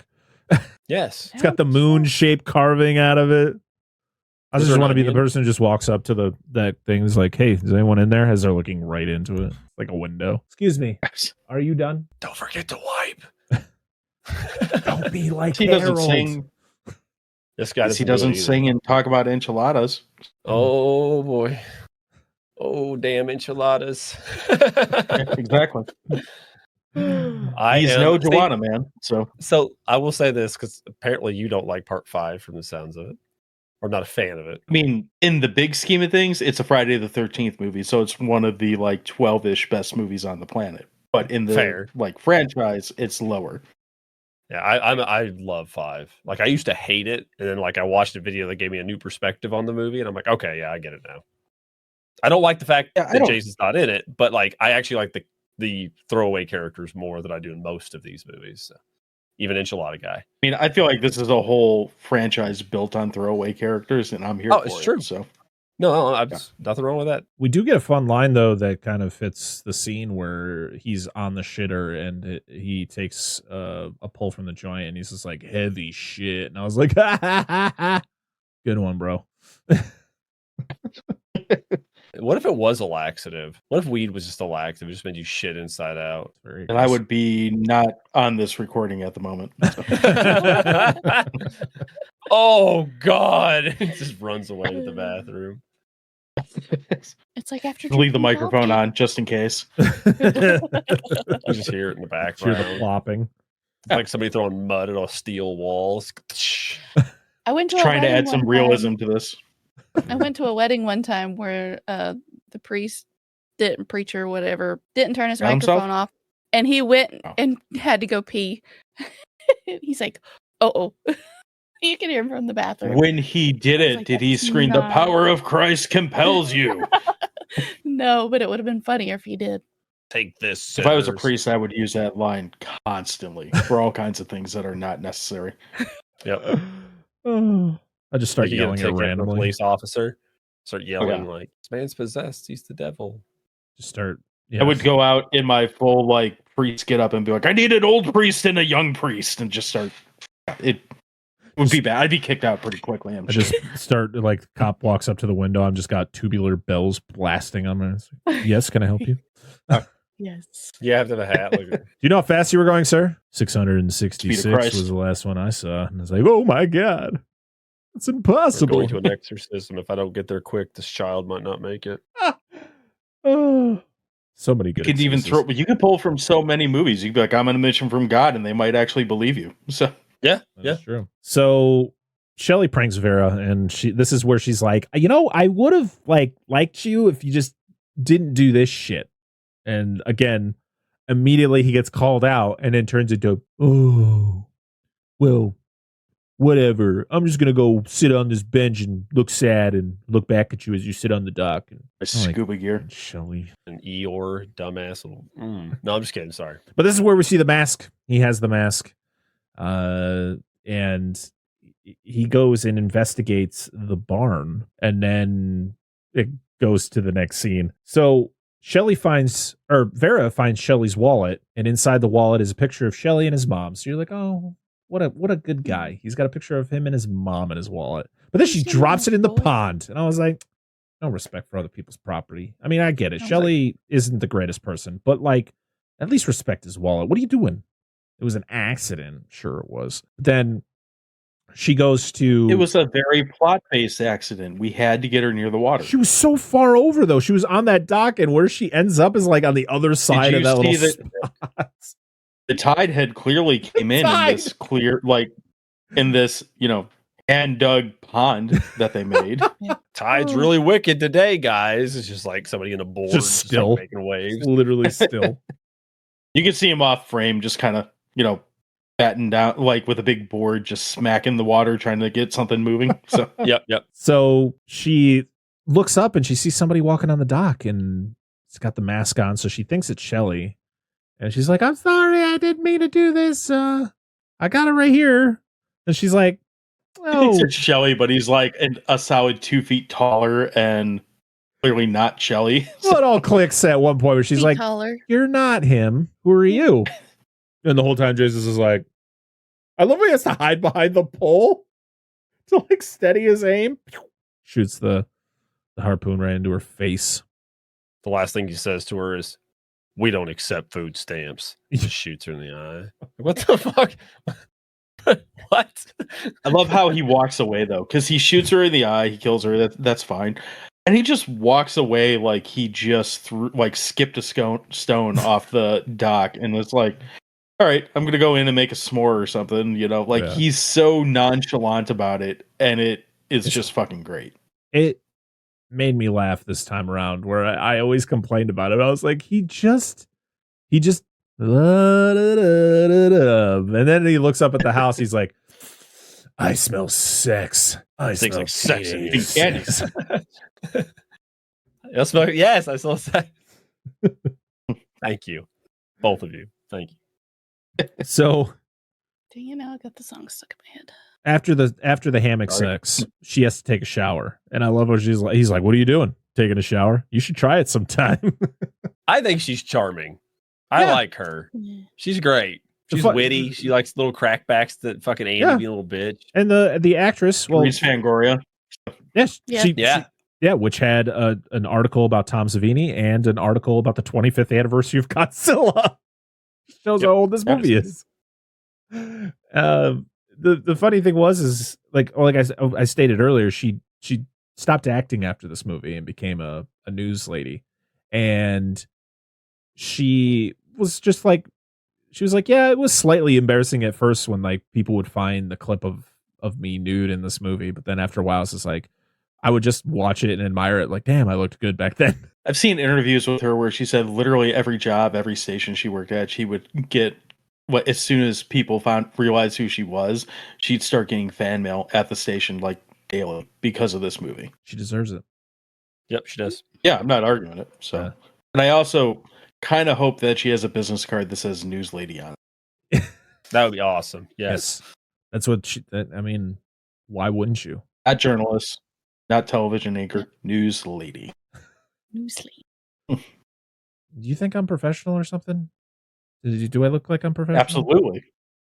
Absolutely. Oh boy, I'm sorry. She is a journalist, podcaster, news woman. No, news lady. It's a better term. News lady. News lady. That's she some dignity. Plays with the news. She says the news. No, it's lady. It's a term of endearment. It's a sound of respect. You know, like for like how you doing, girl? No, you refer to her as a lady. How you doing, girl? It's called being proper. Hey, girl. But this is when we get one of the most iconic kills in the series. To be honest, is it's good. Andy doing his handstands. He's walking through, and I love that Jason's kind of just pinned up against the wall, like he doesn't see me. Fuck is this? He walks right back. And we get the kill from the top where he it says he chops him in half, and it's like it doesn't look like that, but that's fine. He literally gets hit and he just turns into like a piece of rubber. Just It's such a cool shot though, because they shoot it with him standing on a piece of plexiglass so they can get this awesome angle. And they must have mic'd the floor or something, because whatever they did and however much meat they dropped from wherever they dropped it to make this sound effect, it just gives this like super brutal, like really satisfying, like fuck this kid kill. And it's like I said, when I mentioned one of my favorites in the whole franchise, it's this kill. This kill is chef's kiss among slasher movie kills. It's really good. It's not my favorite of the franchise, but it's really good. It's up there. I'd have to really go through and watch all 12 movies and like make a list and like break it down. But it's one of the ones that it's like Mark in the second movie when he gets hit with the meat cleaver. It's one of those that just sticks. Yep. And that's mine. Always up there. Turn around, Mark. Turn around. Is anyone here? Is anyone here? Turn your head. Smack. What the? The brake. Hit the brake. That would have been worse. He would have. I still love watching that. Could have started flipping backwards. Still love watching that because you can see the guy the stunt person they put in that wheelchair. You can see him hanging on that chair for dear fucking life. Yes. And as far as I'm concerned, Mark is still rolling down them steps to this day. He very well might be. That's like the truck driver from the original Texas Chainsaw. He is still driving. Still running. Still going. Yeah, the man's like 80 now. Who's like, I can't move as fast, but I'm still getting caught today. Oh god, so good. But yeah, she discovers Andy's dead body because she's reading the Fangoria and blood starts dripping on her, and she looks up and see it. And the effect of dead Andy is also really good because you could see, like him, he's just literally folded in half. Very meaty. Yeah, and very meaty. It's pretty good. Yeah, very meaty.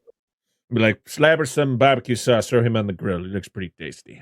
And then she gets a similar death to Kevin Bacon in the original, where Jason's underneath and stabs her through the chest.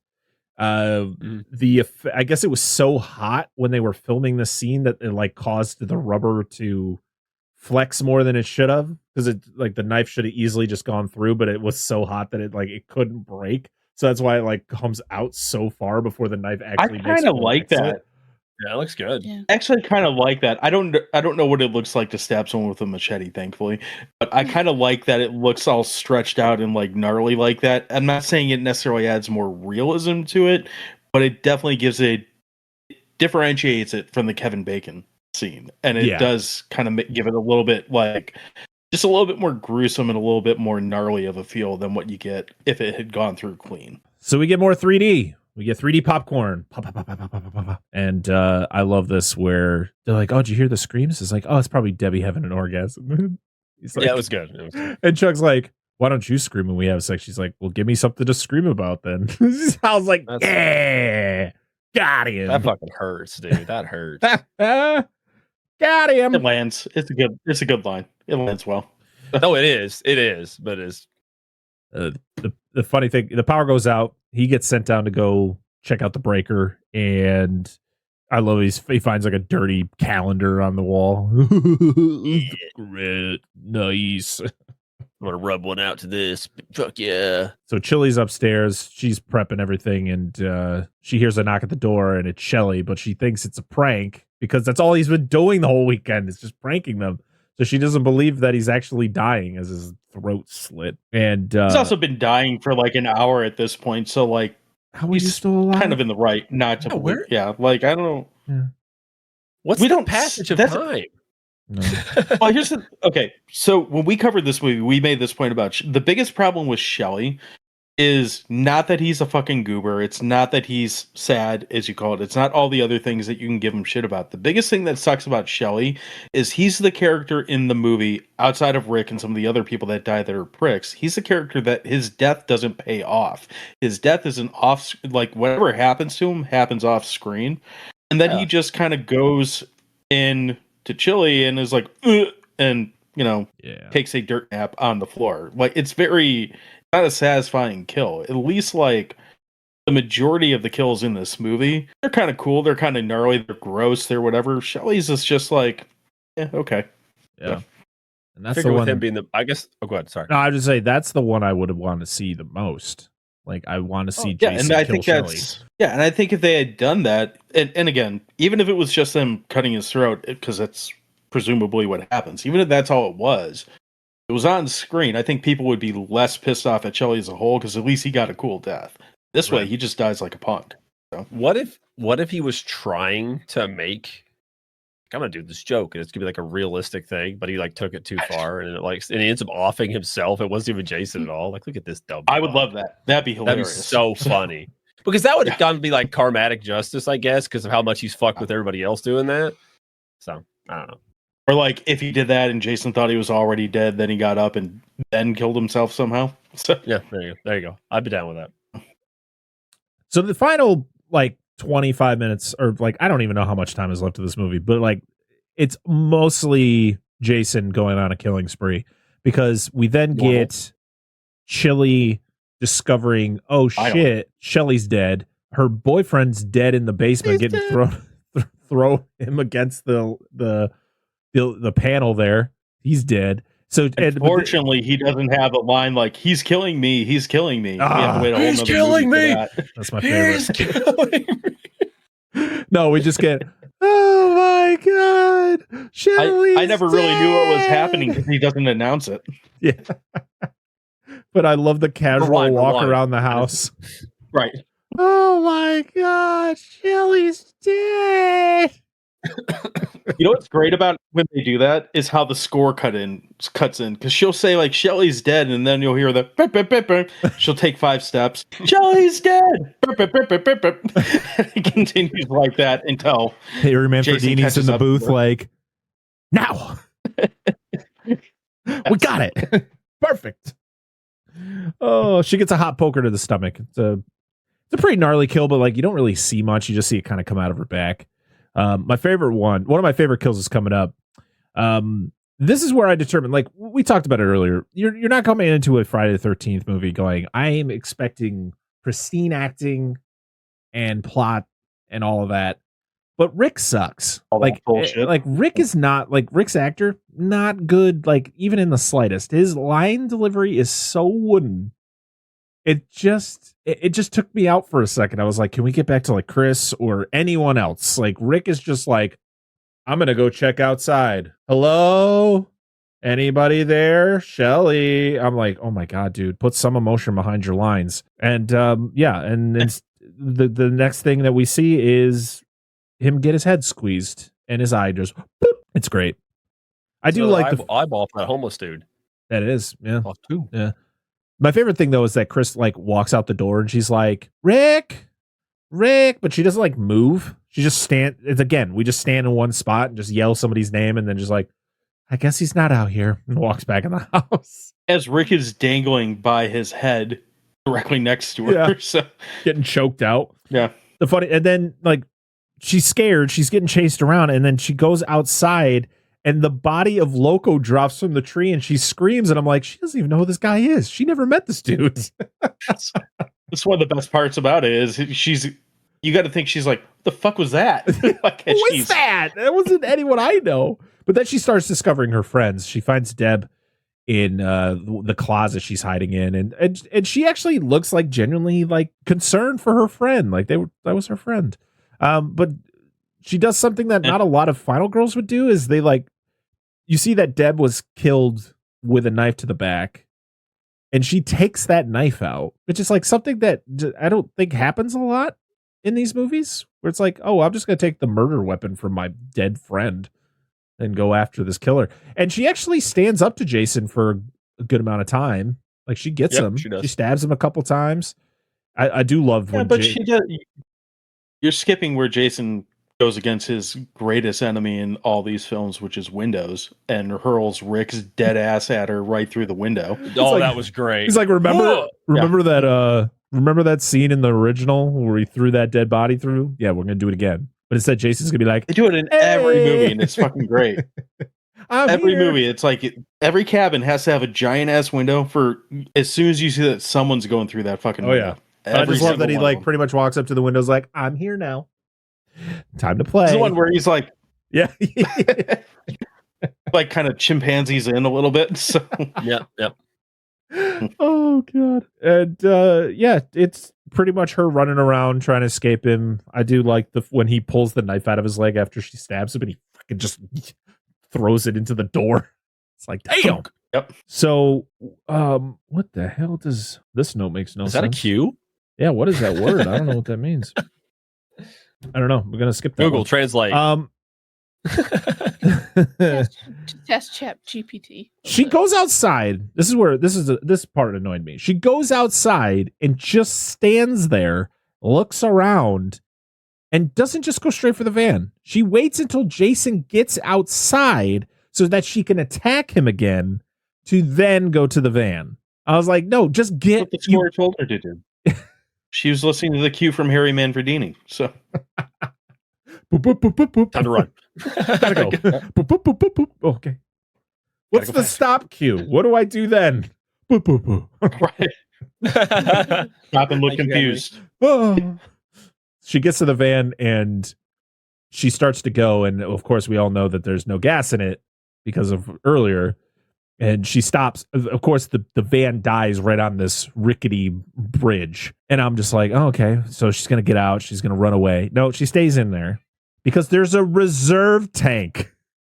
Mm-hmm. She's like, oh, no gas? Flip.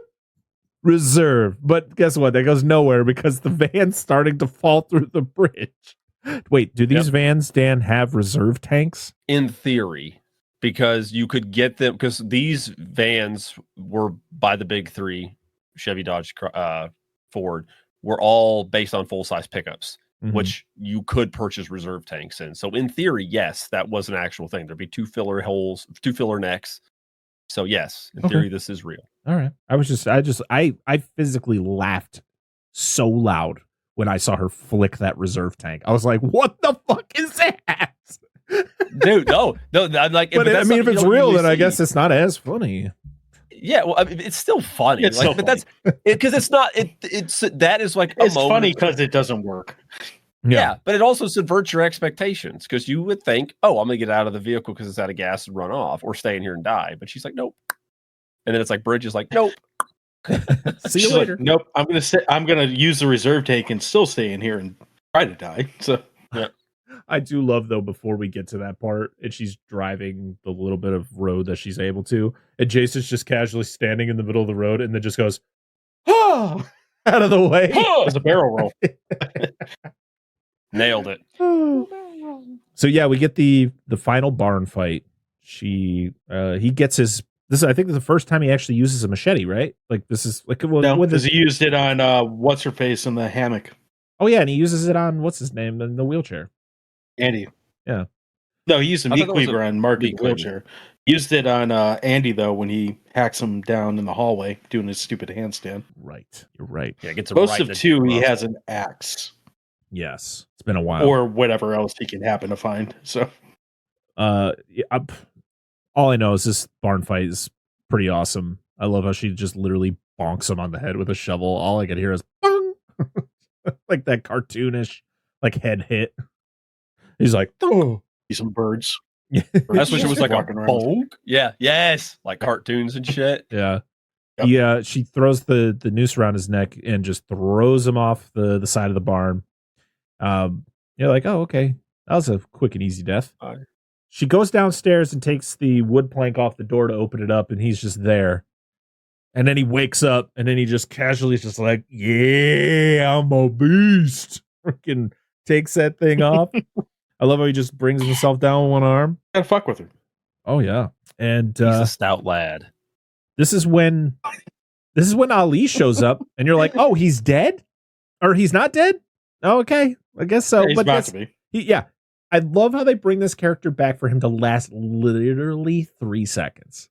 He shows up, gets his hand cut off, and then Jason just hacks him to death. You're like, oh, wow, that was worth it. But I guess it's so that it distracts Jason so that she can attack him. So I guess, okay, that's fine. It's what's good about it is it does subvert the expectation because pretty much we're already at this point only 3 movies in accustomed to like if Jason touches you, you're basically dead one way or Right. another. Like Yeah. there's not a lot of people that get up after encountering Jason. So I like that with this guy who's kind of a throwaway character is thrown away, and then he's like, "No, fuck you, I'm coming back." And he's like, "No, you're not." And it's not much, and no, it's not like he has this big heroic moment. But I'm like, well, it's something different. And there's Friday the 13th or otherwise, there's not a lot of slashers where the people who get attacked actually come back when you think they're already disposed of. Right. Yep, that's true. Yeah, we get the axe hit to the head, which would make the iconic mark on his mask that'll last the rest of the franchise. And we get the last like bit of 3D where it's like he's reaching out with the axe in his head, and he's dead. Yeah, or at least you think he's dead. And then her thing is, I'm gonna go on the canoe out into the lake, like Normal stuff. Sure. Yeah, well, I mean that's what you do, right? In a Friday the 13th, you survive the day or night, and then you just go canoe Take a lake. nap on the lake. Yeah, except for this lake is just so gross and terrible looking. Oh, yes. But then she wakes up and she looks and she hears something and she looks, and I love Jason in the window. It looks like it's like the ice cream trucks here. He's so happy. He's trying to like claw out of the window. He's like, get me out there. And then he bursts through the Gets door. down the stairs pretty quick too. He bursts through that door. He doesn't even open it. He's just like, boom. Still not the most iconic door burst scene in this franchise. That'll happen. He's not a big fan of doors or windows. Doors, windows, anything like that. Not a fan. Oh, but like he likes well ventilated spaces. Yeah. Yeah, nothing wrong with that. But he starts like running towards the lake, and then he just like she looks away real quick, and then looks back, and he's gone. And she's like, "Oh, okay, I guess that wasn't real." Until zombie mom Voorhees just pops out of the water, and I'm like, I don't looking like they did 50 takes in a paper mache mask. And I like the worms though that they got coming out of her face. Yeah, that's pretty good. I don't like this ending at all.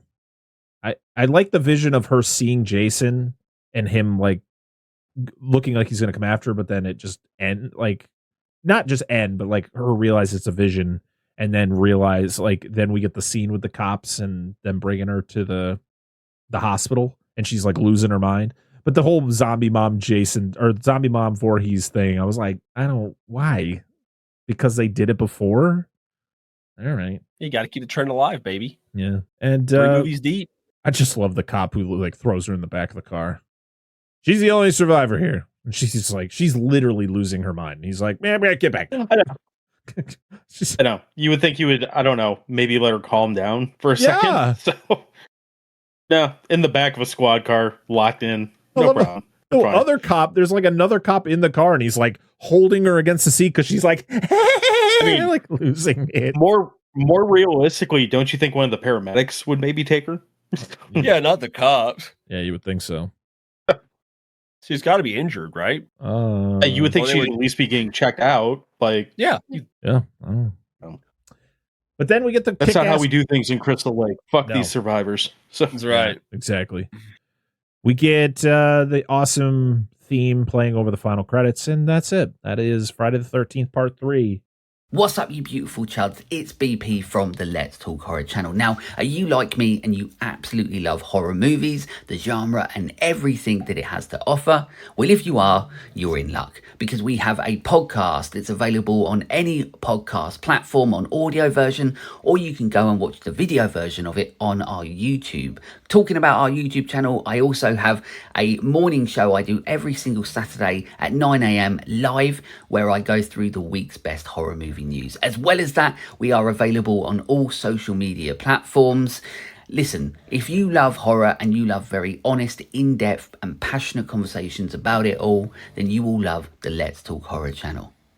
It's time to go around the room and share our final thoughts on the movie. We'll start with our guest. John, after your 7 millionth time seeing this movie, do you still love it? Outside of Part 4, this is my favorite of the franchise. Part 4 is way better than this, but I really have a soft spot for the first 4 movies in this franchise because they feel almost like 70s horror. They have that little bit of a, I know they're not, but they have that like grindhouse feel. They're all dirtier. They're all grimier. Jason's meaner. The kids are dumber. They're just raunchier movies as a whole. And this one is unique because it still has that, but it's the first one where you see a tonal change in the movie. There's more fun with it. It's not just a straight like 70s ripoff slasher feel. It's starting to get into its generation. This is where you get Jason looking like Jason. And I honestly, again, outside of Part 4, I'd say Richard Brooker is my second favorite Jason. This is pretty much all the things I like about it. If it wasn't for Part 4 being so much better, this would be up there. The characters are all fine. They all kind of suck, but they all kind of serve their purpose, and they all get dead, and that's kind of what I want out of a Jason movie. I'm not going to a Friday the 13th movie to fall in love with the characters that are not named Jason Voorhees. Fuck them. They're fine being dead, and that's what we get. It delivers on what it needs to be. The 3D gimmick works for me, and at the end of the day, is it a good movie? Debatable, but it's fun. I like watching it, and it just kind of checks all the boxes for what I want out of a Friday the 13th. All right. Angela. I like it. Was it a bad movie? No. Was it a good movie? It was okay. Stop looking at me like that. No, this wasn't my favorite one, but I could watch it over and over. Still, that's it. Okay, I was just going to interrupt. No, I think that's probably close to me. I think I have some qualms with this movie. Like, I make a bigger deal out of Shelly, and he's just whatever. He's just one more for it. But I liked shit. I don't got nobody in front of me now. But I actually was more fond of the pregnant girlfriend lady. Can't think of her name. I don't remember anybody's fucking name. So no shocker. Debbie. I really what now? Debbie. There you go, Debbie. There you go. I liked her. I wasn't a big fan of the main lady. Chris, was that her name? Yeah, Chris. I just, she was okay, but like the final girls from the previous 2 are way better. Like I just, she didn't really do it for me. Like something about it, I'd much rather Debbie had been it, to be honest. If actors, if we could just flop actors. Yeah. But that's whatever, neither here nor there.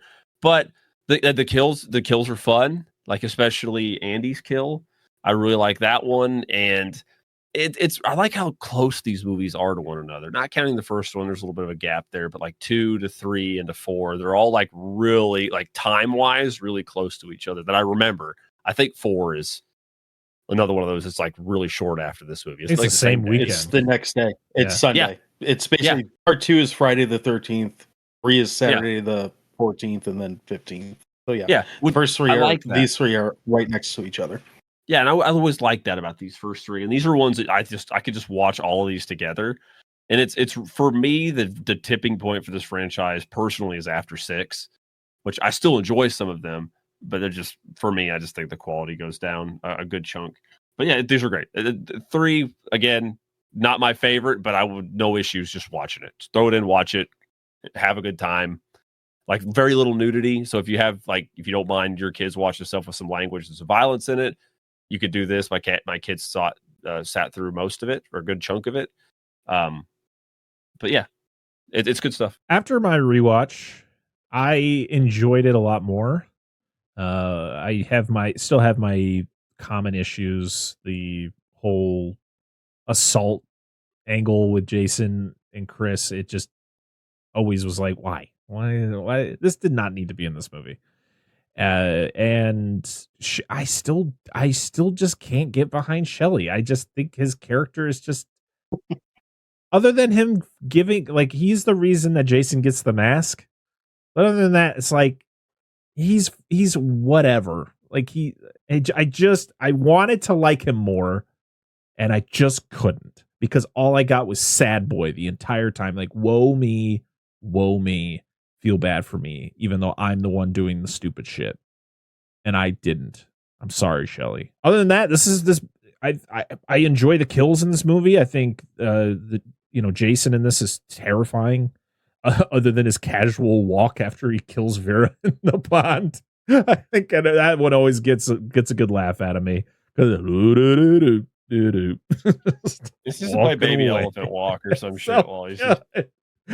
Oh man, but yeah, I mean, it's Friday the 13th movie. It's doing what it's supposed to, and it tried something a little new, especially with the 3D effects. A lot of it doesn't work, but it doesn't take me out of it. The characters are whatever. Like, yeah, I agree. I, to be honest, would rather have Debbie be the main character, be the final girl, over Chris, especially with that stupid subplot. It's just dumb. Rick sucks in every aspect. Like, I think the character sucks, and also the actor is just not good, like, at all. Like, he's not even up to par with like the other actors in this movie. Like, he's below that, which means you're truly bad, boy. Go ahead, Dan. You prefer Rick or Shelly? Shelly. I have a thought. Change the movie a little bit. Have it closer, not 2 years ago, but a little closer to. I think she would have been way worse, though. She wouldn't be back. Flop the characters. Have Debbie be the main girl. She was raped. It's Jason's kid. Okay. That sounds like some A24 Friday the 13th shit that we'll probably get on that TV show coming up. Yeah. Probably. Just throwing it out there. I'm not saying it's a good idea. I'm just saying it's an idea. Right. We forgot to talk about the deleted ending that they were going to do, where Jason kills Chris, like decapitates her. And then they didn't like that very much. So they're like, nope, we're going to stick with this weird dream sequence that we've already done before. Let's do swap. It depends on who you listen to with it. Like, there's some people that talk about that and say they didn't do that ending because they knew they were going to do a 4th movie, and they were trying to when they shot that ending, they were trying to wrap up the series. The more common thing you hear is that the look of Jason for that scene, because it didn't match what the rest of Jason was in the movie, that's why they didn't do it. There's people that say it just tested bad with test audiences, so that's why they didn't do it. Either way, I personally hate the dream sequence endings in these, outside of the first one, because that's the only one that matters. Yeah. Well, actually, I disagree. Even that one, like, you should stop it after Jason pops out of the lake. You don't need this. All these movies up to basically part 4 have this problem where it's like, we need like 4 fucking endings for these movies, and I don't really get that. So. I don't either. But it's Friday the 13th, so why make sense? But they do. Yeah. Damn right. All right. It's time to go over to social media and see what you all had to say about Friday the 13th, part 3. And we got quite a few responses. We're going to go over to Twitter. Our first one is from Epic Film Guys, who says, It's a fun one. It's a blast watching it on the big screen in 3D. Makes it a totally different experience. That'd be fun. At SWO Productions, or Stu World Order, who joined us for part 2, says it would be better without all the blatant 3D shots. Johnny Blue says the film where Jason gets his iconic mask. Yes, you're right. It is. Correct. Wyatt from Cinema Trip Review says, one of my favorites in the franchise. On the other hand, we will be covering one from the bottom of the barrel, and it's a gif of Jason Goes to Hell. Yeah, enjoy. Yeah. Choke on him. At @R_view movies says, certainly in a horror franchise, that would have to be Psycho 3. I asked people as a bonus question, what is your favorite part 3 in a franchise? I didn't even say horror. I just said in a franchise. And this, I think, this person was the only one to answer that question. Thank you for doing the entire problem and showing your work. No, I'm just kidding. It's cool. Newman from Movies for Days, or at Movies Days, says, I really enjoy this movie. All the Friday Jason movies are pretty great in their own way. I like Shelly. I like the 3D convention. Convention or conversion? I don't know what he was trying. Maybe he got it right, and I'm just an idiot. I like Jason getting his hockey mask. It's a simple entry, but a perfectly solid one. And he also responded, and also my third favorite from the franchise is either part 2, Baghead Jason, or part 7, Jason versus Carrie. So he answered the question, but I think he misinterpreted the question. But that's okay. We love Newman over here, so we're going to let that pass. We're going to go over to Instagram. It's like I should be ready for this, right? Our first one is from Big Bad Wolf A84, who says, yes, the Scooby-Doo movie of the franchise. Is it? I don't care what anyone says. That it is. I absolutely loved the disco music during the opening credits. Yes, this is when Jason gets his iconic mask, but he mostly just lumbers around the place. Loved the handstand kill and the guy getting his head crushed like a grape. Decent enough entry in the Friday the 13th franchise. Is it the best third in the series? Nope. That horror goes to, learn how to read. That honor goes to Exorcist 3, my friends. So we did get somebody else who answered the question. Thanks. For the record, Freddy vs. Jason is the Scooby-Doo of the franchise. It is. It's true. It is. Wait till you hear our rankings so far. Even when you get to the end where they're like, they pull off Jason's mask and it happens to be Freddy, and he was like, "Oh, he would have gotten away with it if it wasn't for you goddamn kids," and then he just kills them all. So, and your one stoner friend, yeah, Jason Mewes, that Jason Mewes knockoff character. Yep, Discount Mewes. Yep. Captain Steve Coates says, back in the early 2000s, we had a TV station here called Scream TV. During one summer, they were showing this franchise one film at a time. At that point, I'd only seen the first one that we had on VHS, and Jason Goes to Hell. I stayed up late every night and watched them all, and now it's my favorite franchise. This one, while not my favorite, is still hilarious, but Shelly can fuck right off. God. Wow. I read that right. I didn't make that up. That was in the response. Mouths of Madness says, the one where Jason finally gets his hockey mask. As the third in a series goes, this might be the best. All right. Well, they answered the question and just answered it with this movie, and that is acceptable. And then we have Dewey Podmonster. I think I don't know who the fuck that is. Who just says Shelly is our spirit animal and the best character not named Jason in the entire franchise. Part 3 is in my top 2 of the franchise. All right. Well, they clearly like this movie, so thanks for that. Actually, I think we have one more over on our Discord. Oh, nice. Yeah. Let's go up to that. We have one from Daniel Collins who says, I love watching this without 3D and seeing all the purposeful movements made for the 3D. It's a fun movie, and hey, Jason gets his classic hockey mask in this one. Yes. Yes, he does. All right. Well, thank you to everybody who responded to our posts. It was the last second one. I literally was like 6 hours before we recorded, which is not usually how we do it, but we got a lot of responses in that short amount of time. So maybe I'll just keep doing that. It'll be like last second things. Maybe I'll get people to get in there. But also, this is a very popular franchise. People like to talk about this, so I wasn't surprised that we were going to get some. So, but that is it for Friday the 13th, part 3. Next week, we are going to be jumping back into our Jaws Clones Month, as we're going to be talking about a movie that Dan picked, 1979's Prophecy, about a weird mutant bears. Yes. So that's exciting. It'll be a first-time watch for me, and I bought this beautiful 4K. So it'll be good times. So yeah, we're very excited to hop back into that.